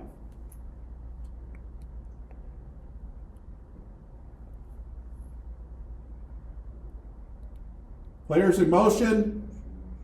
Yep. Never came set. Are you going to get that, Mark? Are you going to get that, Randy? You going to get that, Tim? absolutely. Absolutely. So there is a little bit of grace that I like to give, but that's giving too much grace. Did he gain an advantage by cutting upfield? Yes. Okay, very good. All right, let's go and take a break. It is 7:07. Can we come back at 7:15? I know I'm going very slow. I'm going to skip over Rule 8. All right, so I apologize. I'm going too slow. So I'm going to skip over Rule 8. When we get done with Rule 7, you are still required to take a test and pass it. Rule 8 is when it talks about a touchdown, it talks about scoring, but we'll go really fast through Rule 8. I'll kind of give you a 50,000 foot view but just know that the test doesn't know that I skipped some content. Okay? So for the pass, the forward pass is the initial direction toward the opponent's end line. A backward pass is parallel to or toward the team A's end line. When in doubt, is it a forward pass or a backward pass? Forward. Why? Cheap turnovers. No cheap turnovers, right. So if the ball is thrown and we don't know if it was forward or backward, we're going to call it a forward pass. The legal forward pass must be thrown from behind the neutral zone. So a passer, both feet must be in or behind the neutral zone for it to be a legal forward pass. We've already talked about eligibility. The expanded neutral zone is designed on a passing play to allow blockers to go downfield. To allow blockers to go 2 yards beyond the Team B's line of scrimmage, 2 yards, so that they can block. They just can't go farther than 2 yards beyond Team B's line of scrimmage. If they go that too far, they can't go beyond and then step back. They can't do that. As soon as they go beyond, if a forward pass goes beyond the neutral zone, we have a flag for ineligibles downfield. They cannot go beyond and then recover and come back if that legal forward pass goes beyond the neutral zone. If the legal forward pass is caught behind the neutral zone, can they go 10 yards downfield? Can they block before the ball is released? Yes. If the ball is caught behind the neutral zone. So let's go ahead and take a look at this video.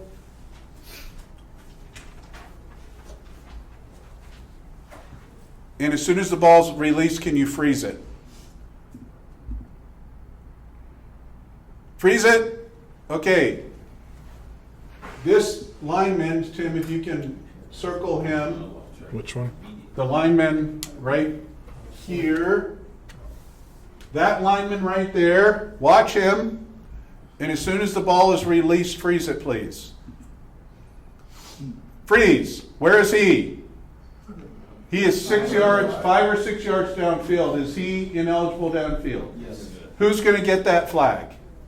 The umpire. The umpire. Right. The umpire goes to the line of scrimmage during a passing play. So he has an ineligible number. He's probably ineligible by position too. So he cannot go downfield like that. That is a foul. For pass interference, the rules book says any A or B player. So one of the precepts about pass interference is Team A doesn't get more consideration for pass interference. If you see DPI, defensive pass interference, if you see OPI, offensive pass interference, if you see PI, pass interference. Any A or B player who is beyond the neutral zone. So, can there be pass interference if the contact is behind the neutral zone? No. Will the coaches want it? Yes. Yes. Now, can a Team B player tackle or bear hug or restrain a player in the backfield? No, because the rules book says you cannot use your arms, hand, shoulder, elbow, toenail to restrict or restrain. But if I contact that Team A player while he's in the backfield, it is not pass interference. Pass interference is beyond the neutral zone, interferes with an eligible opponent's opportunity to move forward, catch, or bat the pass. Now, these caveats or categories are not in the rules book. So there are certain things that we will say, like blade of grass. No, certain things that we will say that are not in the rules book, but they help us gonkulate. They help us think about officiating. So these are categories. If there's contact, not playing the ball. If there's playing through a receiver, meaning the receiver has position and the defender goes through his back to try to knock the pass down. Cutting off a receiver while he's running his route. An arm bar, which is real sneaky. Two players running down the field and the defender grabs his arm and restricts one of the arms. So if you see an offensive player, unless it's Megatron, jump and try to catch the ball with one hand, maybe that other arm is being restricted. If both players jump and the receiver has both of his arms in the air, there's no arm bar. So that's one of the telltale signs. If I see a receiver jump and he can only put one arm in the air, and there's, I see things going down here, I need to see it. I can't assume it, but I probably want to look for that arm bar. There is a hook and turn and a grab and restrict. So those are some of those categories that would describe a team A or B player who interferes with the opponent's opportunity to move forward, catch, or bat the pass. So let's take a look at the hook and turn. We both did. Sorry.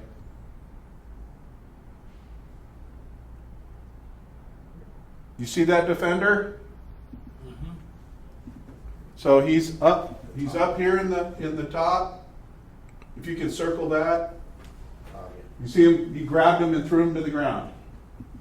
So that's 100% DPI. See that? Yeah, can't do that. That's a foul. All right, is this DPI?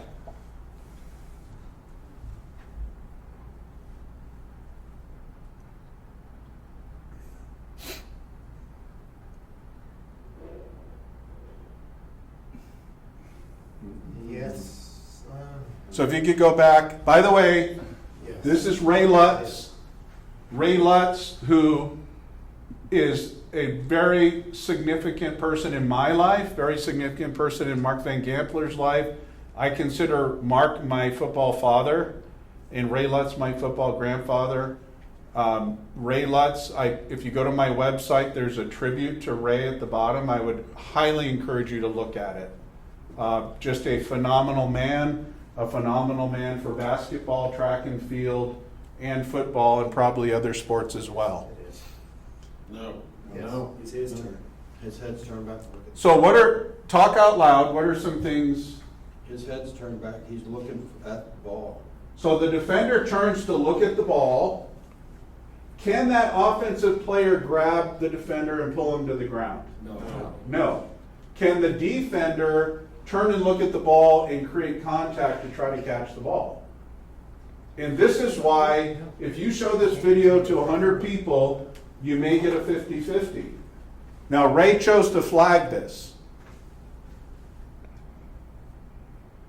He flagged defensive pass interference. But just because their head's turned doesn't mean they're making a play on the ball. I can turn my head but continue to interfere with the receiver. That is a correct statement. And that's Depends on what happens with the rest of my body. Yeah. Just because I turn my head doesn't mean I can armbar.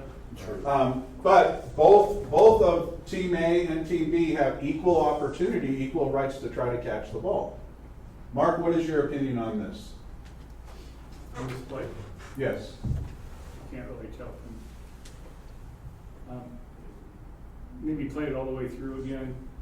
I'd say my initial reaction is the defender's looking back for the ball, making a play on the ball, I probably would have passed.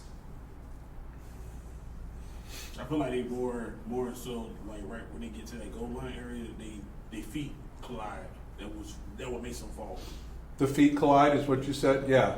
So can you see how officiating is difficult? And sometimes we're going to flag or not flag. What kind of words would we use to talk to the coach if he's upset? Your favorite My problem? judgment. If the team A player or the team A coach wants a flag and we don't flag that. By rule, both players are allowed to compete for the ball. Sure. So we might say, coach, by rule, both of the teams have equal opportunity to catch the ball. And then in my judgment, the opponent turned his head, was looking back at the ball, and was trying to catch the ball just like your player.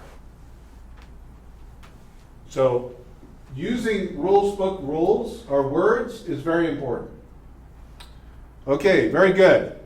On offense, again, these are not rules book definitions. We use this Rule 7.5.10. We use Rule 7.5.10 to say that you cannot interfere with an eligible opponent's opportunity. These categories give us additional things to think about as we officiate the play. So this is a great basketball term, is creating separation. That offensive player cannot make contact with the defender by shoving or pushing off to create separation. A lot of times you'll see what we call chicken fighting. It's okay for players to put their hands on each other. What I don't want to see is a bent arm where it's extended, and then that creates the separation that allows the offensive player room to catch the ball. I drive through a defender, I basically come at you and shove you to the ground and then turn and catch the ball. Blocking downfield before a pass that legally crosses the line of scrimmage, that is a foul. If the ball's caught behind the line of scrimmage, I can block downfield all I want. And then picking off a defender who's attempting to cover a receiver, that is really difficult in high school football with 5 sets of eyeballs, is when receivers cross and there's a pick. That's so hard to see. We miss that a lot. We miss the pick a lot. But let's take a look at this blocking downfield. So we're going to look at the 3 players at the bottom of the screen. If you can freeze it when the passer... So blocking now, is there blocking? Yes. Yes, there is blocking. Does the ball cross? Go ahead. Does the ball cross the neutral zone? Yes. Yes. Is that a foul for offensive pass interference? Yes. 100% of the time. Play it again, please. The 2 players at the bottom are blocking. That is offensive pass interference, should have been flagged. Any questions? Who should see that work in a 5-person crew? Question is, who should see it? What's your opinion? I think the wing should see that, and I think the back judge should see that. So, here's the line judge. The back judge is out of the picture. What we'll do is we'll talk keys, correct? In a 5-person mechanics, and 4-person, you've got all 3 players in 4-person. God help you. In 5-person, the back judge has these 2 lower, the 2 outside players, and the line judge has the player in the slot. So the back judge should be keying on those 2 outside receivers and should know that those 2 outside receivers should not be blocking before the pass is caught. Not released, the pass is caught. Play it one more time and then we'll move.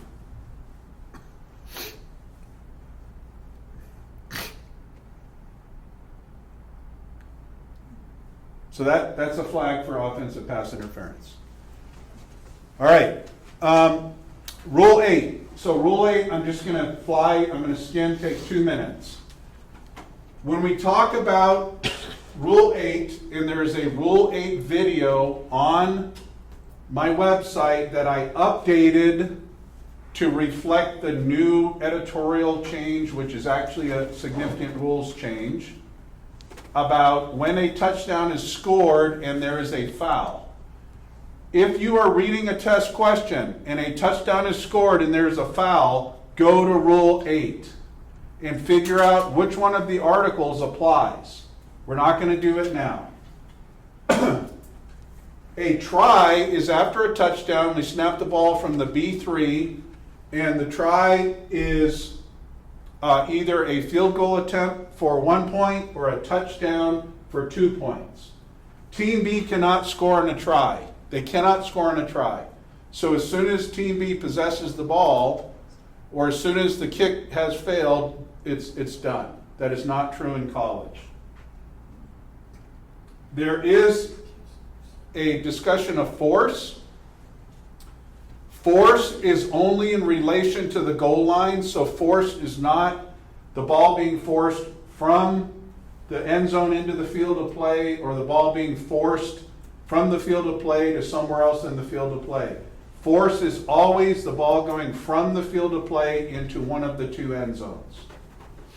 That's called force. So what I'd like you to do is when you, on your own, your self-study, and you read about force, go to Rule 8. Rule 9. This is, if I talk about fouls, I'm going to go to Rule 9. Now, not everything is in Rule 9. So for example, a blindside block, if I go to blindside block and I look in my football rules book and I look in Rule 2, because I start with Rule 2, right, Jeremy? Yes, sir. You told me to start in Rule 2. So if I go to Rule 2, where would I look for blindside block? Which rule? Rule 2, which article? Section 3. Rule 2, Section 3, because it's blocking. And then I see a blindside block, Article 10 at the top of page 31. A blindside block is a block against an opponent other than the runner who does not see the blocker approaching. So that is just a part of the components of blindside block.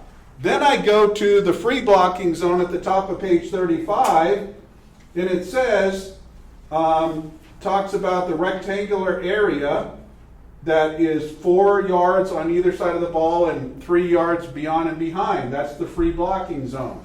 Then I go all the way to Rule 9 and illegal blocking. And it says, where is it? Section 3. Section 3.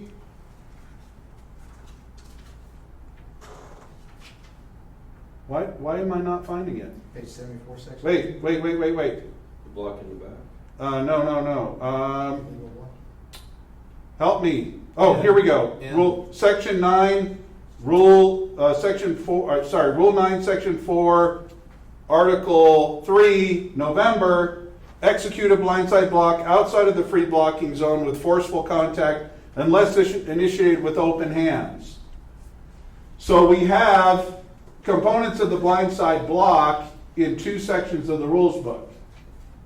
One of them says the blindside block if the opponent can't see the block coming. Another part says open hands, forceful block outside of the free blocking zone. So that's an example. If you see a rule or a test question about blindside block, you're going to have to go to multiple places of the rule book. Okay. Unsportsmanlike conduct. Veteran officials don't get this right. Go out and get a tattoo tonight that says unsportsmanlike conduct equals no contact. Personal foul equals contact. Anytime there is contact, it is a personal foul. Anytime there's contact. So if 2 players get up and I shove you to the ground, that is called a personal foul. It is not unsportsmanlike. If we both stand up and I grab my crotch or give you the throat slash or something like that, that is unsportsmanlike. It matters because a player can only have one unsportsmanlike conduct, the second one they get disqualified. If we're linemen and we've been fighting all game and we get up and I shove you to the ground and I'm flagged for personal foul and then I give you the crotch squeeze or whatever and I'm flagged for unsportsmanlike, am I disqualified? No, because I've only had one unsportsmanlike. So, taunting acts or words. Let's decide if this is unsportsmanlike. Watch the left side when the runner goes into the end zone. Watch what they do. Is that unsportsmanlike? Yeah. Yes. That's why they deserve the flag and they received the flag. Now play it again and watch what the Team B player does. So unsportsmanlike conduct. And the Team B player pushes him. Now, does that warrant a flag? I'm gonna give that kid some grace. Now, if you flagged him, fine. If you gave him a talking to and say, hey dude, I would have done the same exact thing, but we often see the second thing, so just don't do that.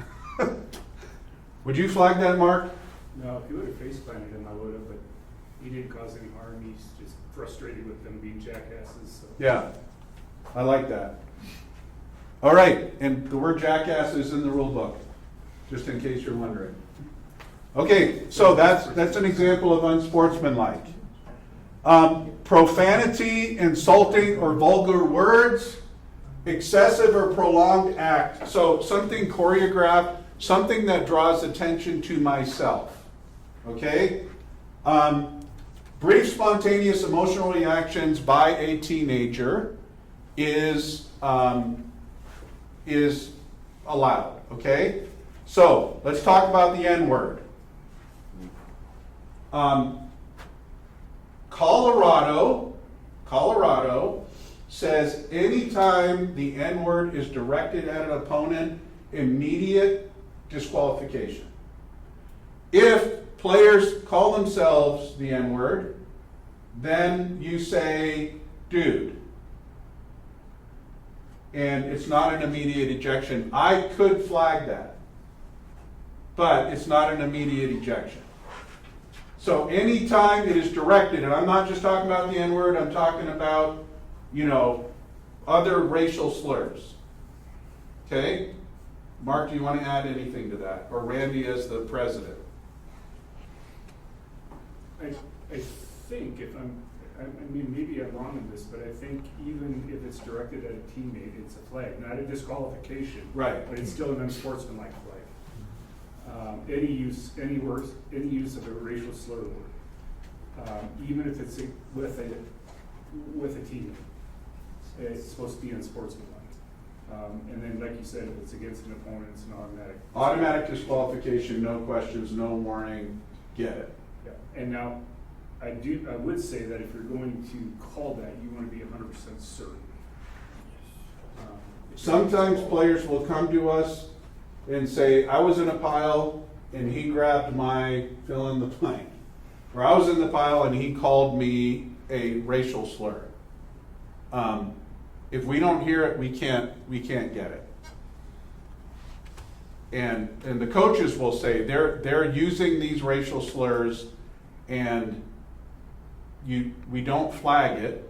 I would go to the other coach and say, Coach, this is something that we've been told. I want to inform you. And then I would get the crew together during a timeout or something and say, hey, let's have our heads on a swivel and let's listen. Okay? Anything you want to add? All right. Personal foul is contact. So charging into a player obviously out of the play. We do have kids that try to be headhunters. They're just going after trying to punish. Piling on a player on the ground. So this is a playoff game. This is Mark Bradley, about 30 pounds heavier. Let's watch the quarterback and see what happens to the quarterback.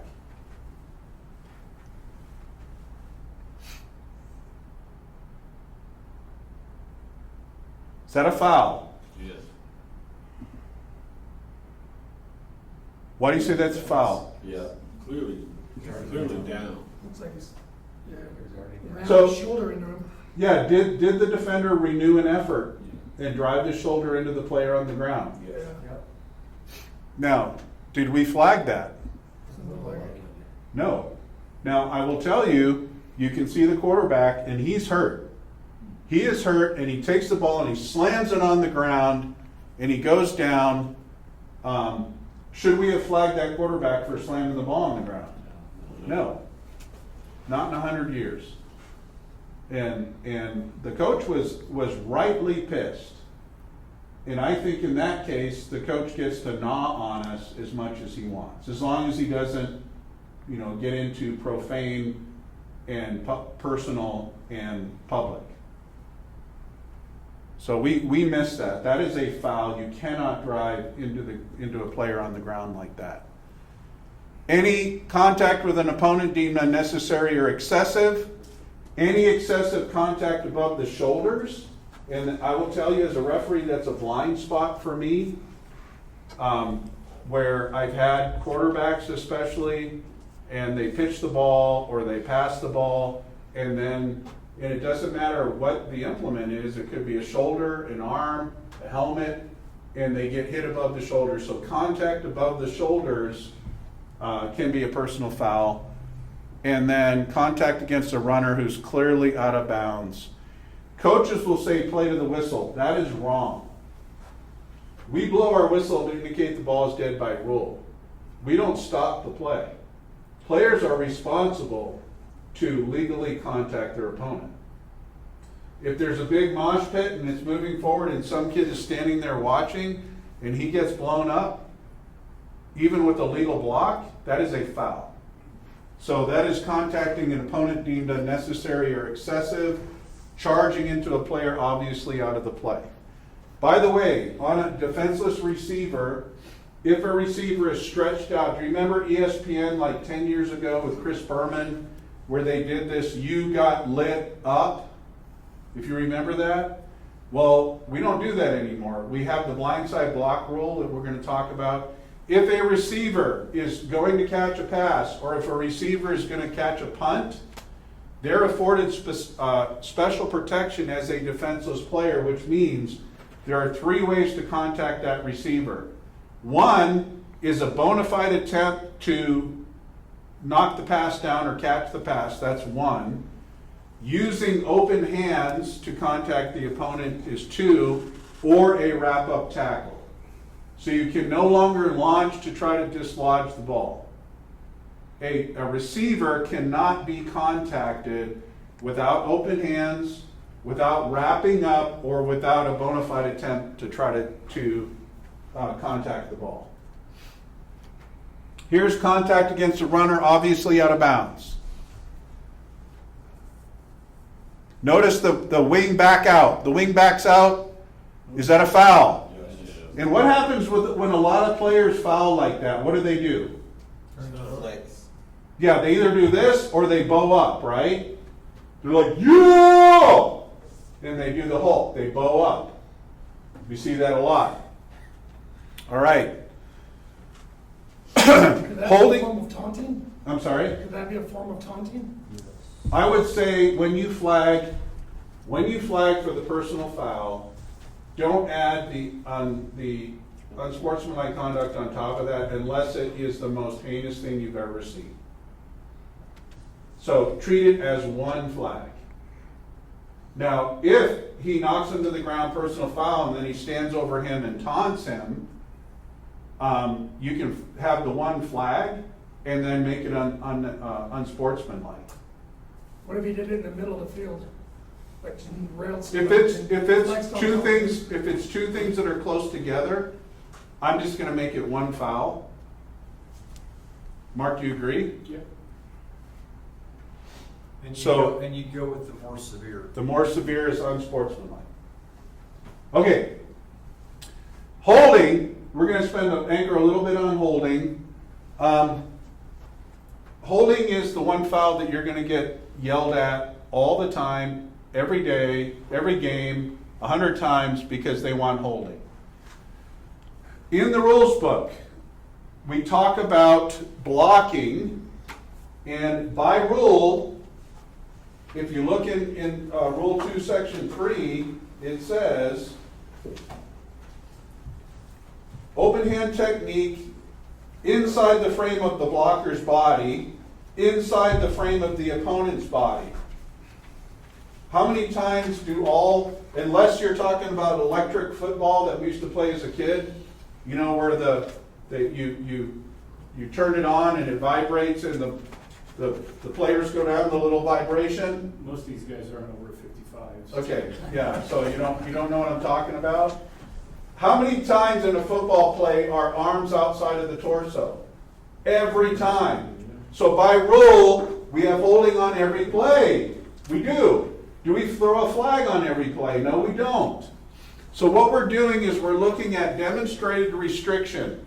Who demonstrates the restriction? Say it louder. Person getting held. The person getting held, the person getting blocked.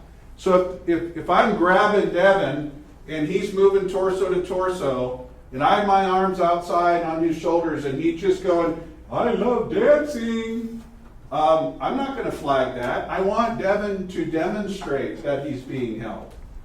So demonstrated restriction at the point of attack that impacts the play. So let's look at some videos here. We're going to look to see if this is demonstrated restriction. This is your game, Tim. It is. Demonstrated restriction.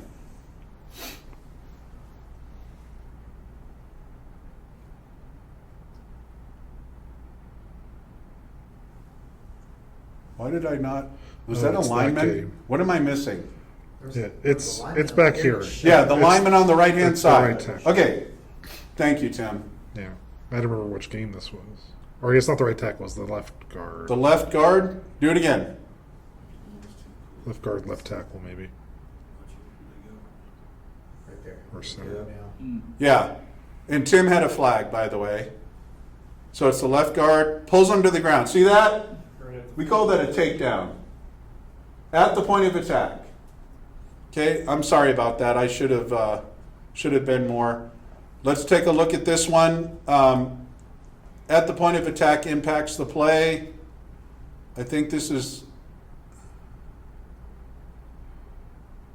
Right there. Yeah. Yeah. okay, that, I want to ask a question about that.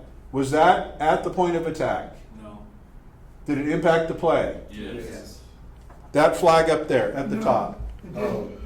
At the top, at the top of the screen. They're the furthest two away from the ball. Oh. No. that So one- is that a takedown? Yes. Is it heinous? So here's the mindset is, and Randy talked about this the other day in an email, is credibility. If we let that go and we don't flag that, then our credibility is in question because we have a player lift and slam another player. Now, here's the point is, and this is next level, whose responsibility is it to see that?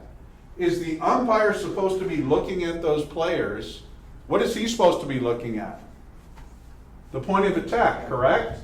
When you are the opposite wing and the play goes away, you don't watch the ball. What are you supposed to watch?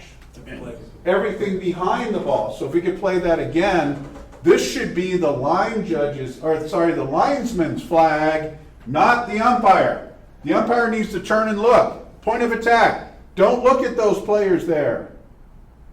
So this guy on the opposite side of the field should be looking at that. Does that make sense? Yes. Okay, good. All right, one more. Oh, stop it for a second. This is state championship. Cherry Creek and Columbine. Let's look at the left tackle in this formation and let's determine if his quote-unquote hold was demonstrated restriction at the point of attack that impacted the play.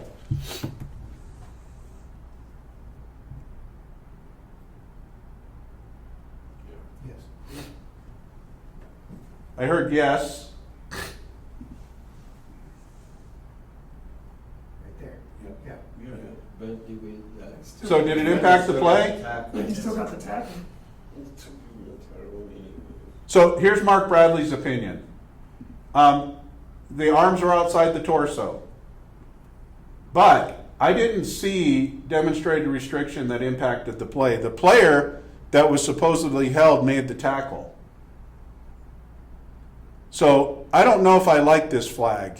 The defender went inside and the offensive tackle kind of steered him. And yes, his arm was out. So Tim, what's your opinion about that? I think it can go either way, but I think I'm more on your side. Randy, what's your, I would agree with you. Mark? I could support a hold, but if somebody passed on it, because the defender goes to the inside. So The hold, I think, does prevent that guy from making a tackle probably 2 or 3 yards back from where he actually ends up getting tackled. So I think there is an advantage gained. So if you throw a flag on it, I can support it 100%. Yeah.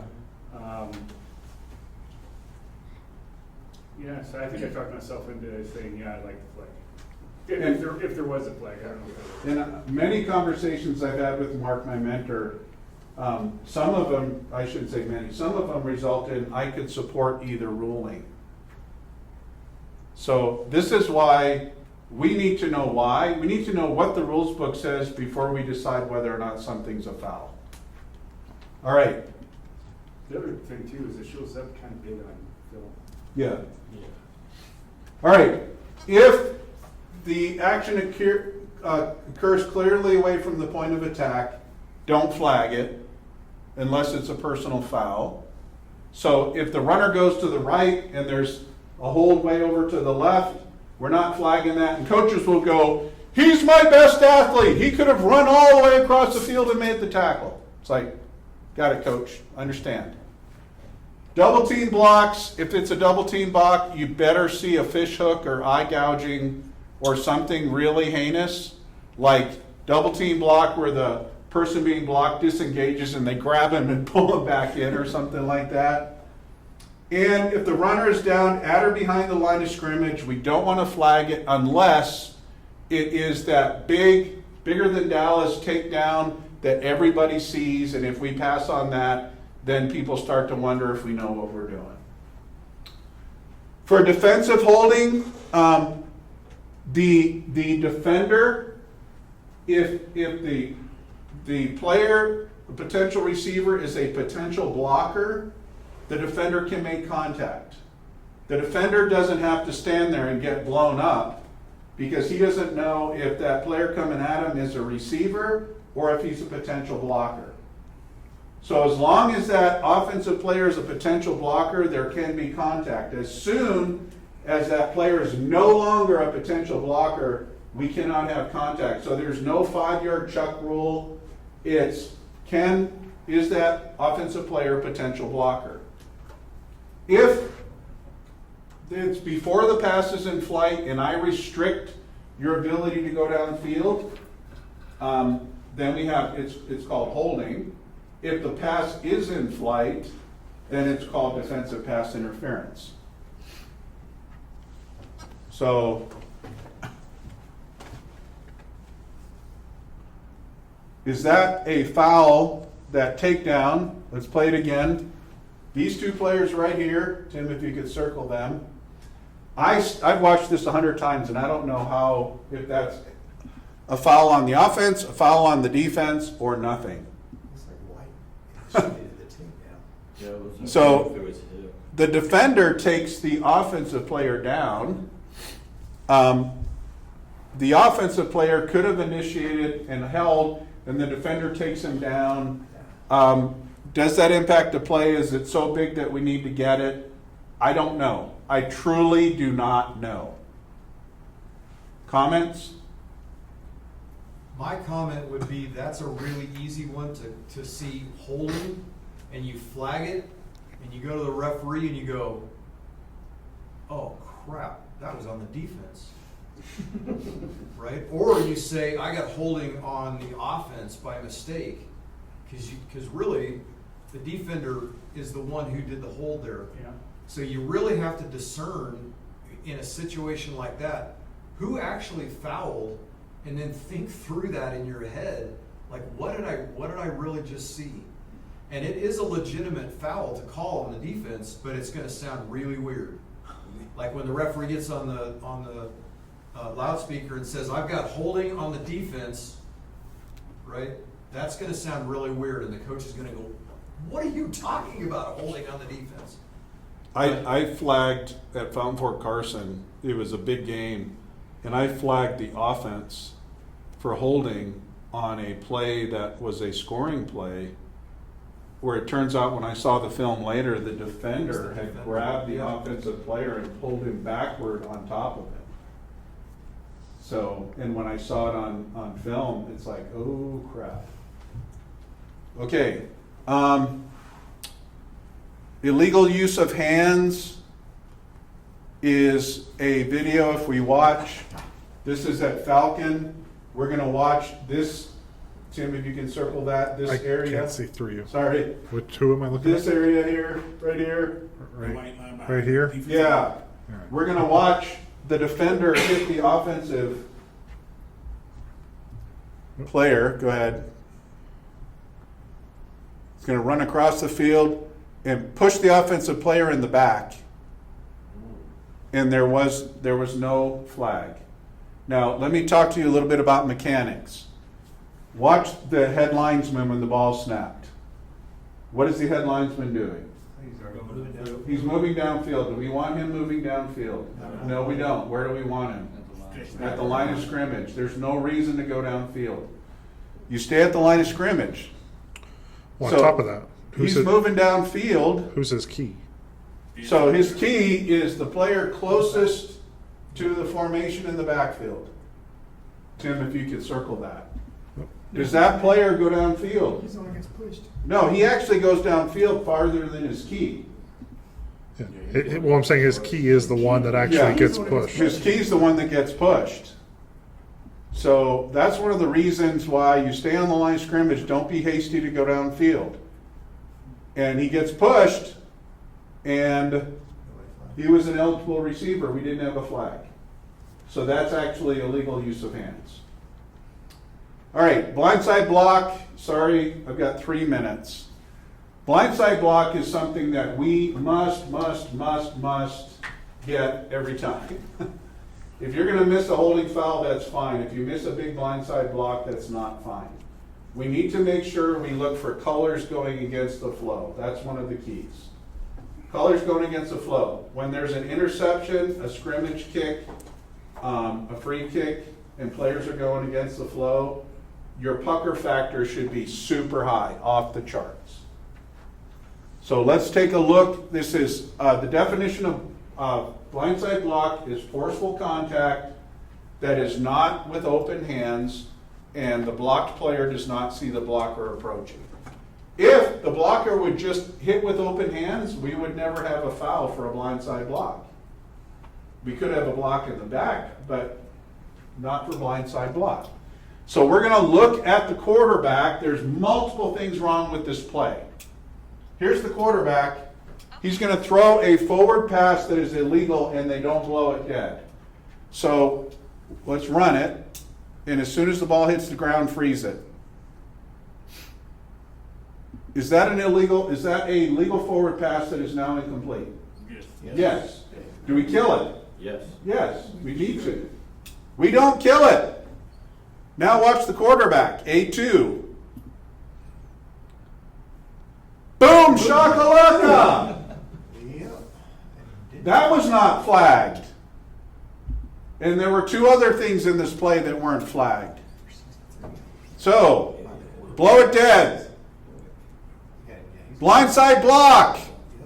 Another blindside block. And we're just spotting the ball. That's all we're doing. Just spotting the ball. Okay? Next one. Watch this player. If you are a wing, this is the back judge's key on the outside. If it's 4-person mechanics, you have both of these players. So this player here, when he starts to go back against the formation, pucker factor, watch what happens. Boom. Could he block with open hands and not foul? Yes. Did he? No. Is that a blindside block? Now watch what he does after the blindside block. I'm all that in a bag of chips! Especially since they didn't flag it.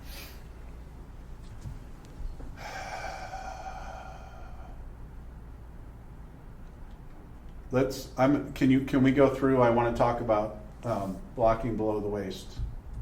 So keep going, keep going, keep going. By the way, all of these videos are on the website. So if you go into the fouls and you look at the videos, you'll get all of this training. All right? Blocking below the waist. We talked about the free blocking zone. Players can legally block below the waist if they're in the free blocking zone at the snap, a lineman. They're a lineman in the free blocking zone at the snap. The opponent is a lineman in the free blocking zone at the snap. And their contact is immediate initial action, and we define that as no more than 2 steps. 1, 2, go low is fine. 3-point stance, stand up, go low, not fine. Delayed and go low, not fine. So these are examples of a block below the waist. We're going to take a look at the right tackle here.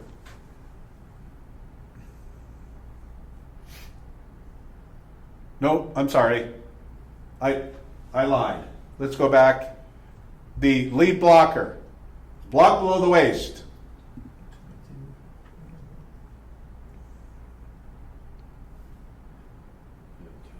Was not flagged. Remember that play.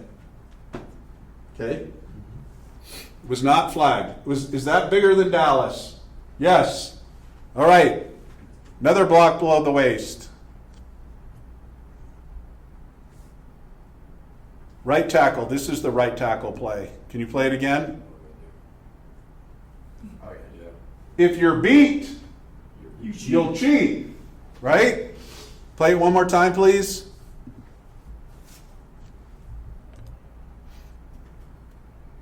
Boom. Block below the waist.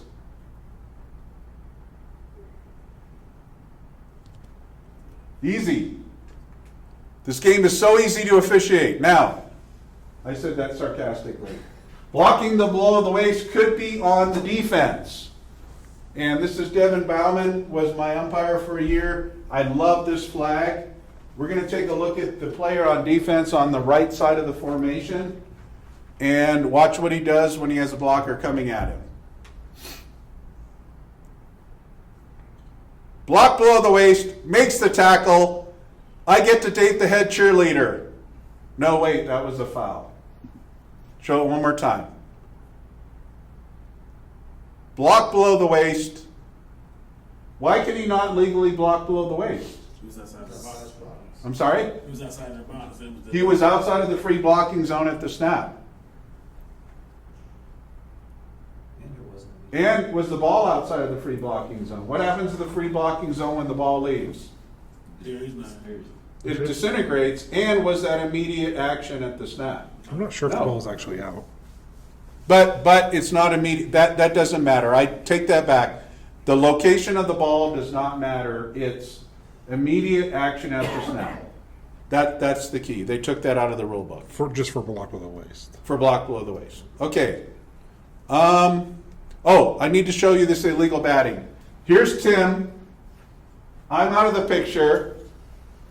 Mark Bradley again shows his true stripes. Watch this. Pine Creek and Vista Ridge, I think. Ball snapped, muffed, hit, and the ball's heading to the sideline. And what does the Team B player do? Bats it in. He bats it so the ball doesn't go out of bounds. What is this doofus doing? Nothing! Show it again. You can tell them what I did wrong, though. You did nothing wrong. I did one thing wrong. Do you see that bat? You can't bat a grounded ball like that. Now, did Mark Bradley throw his flag? No. So, Tim, you can finish the story if you want. Oh, no, when did I bring it up? You brought it up over dinner? In the locker room at halftime. Didn't fix it on the field. I suppose it's probably too late to fix it if we didn't throw it right away. So, punchline. If you miss an illegal bat, you can say, Mark Bradley did it first. All right. There's a lot of enforcement of penalties in your quiz. And we didn't cover any of it. So Rule 10 is enforcement of penalties. It's important to know who fouled, the team in possession or the team not in possession. Where was the foul, beyond the line of scrimmage or behind the line of scrimmage? Did it happen during a loose ball play or a running play? If you look in Rule 10.4, Rule 10.4 will say, the basic spot is the previous spot, 10.4.2, for a loose ball play. 10.4.3, the basic spot is the post scrimmage kick spot. 10.4.4, the basic spot is, and I forget what those are, but during running plays, after changes of possession, when the teammate forces the ball into the end zone, if you see something like that, go to Rule 10. Unfortunately, I don't have a video in the art of officiating. I'm a coward because I don't want to make a video because penalty enforcement changes too often. But enforcement of penalties, can we make this slide deck available somehow? It's That- very big that's because it more has of a- all the videos. That's more of a website question. Because obviously it wouldn't be on YouTube. We'll talk about making the video available so you can look at each of the slides, or I can pull the videos out. I can make the slide deck available for you. When you pass your test, and write this down, put it in your phone or whatever, when you pass your test, you must send me proof. So I expect 2 emails or 1 email after you pass both tests, the mechanics and the non-playoff test. 1 email that says you have passed both tests. If you have paid and you have passed the test, you will go on the draft list.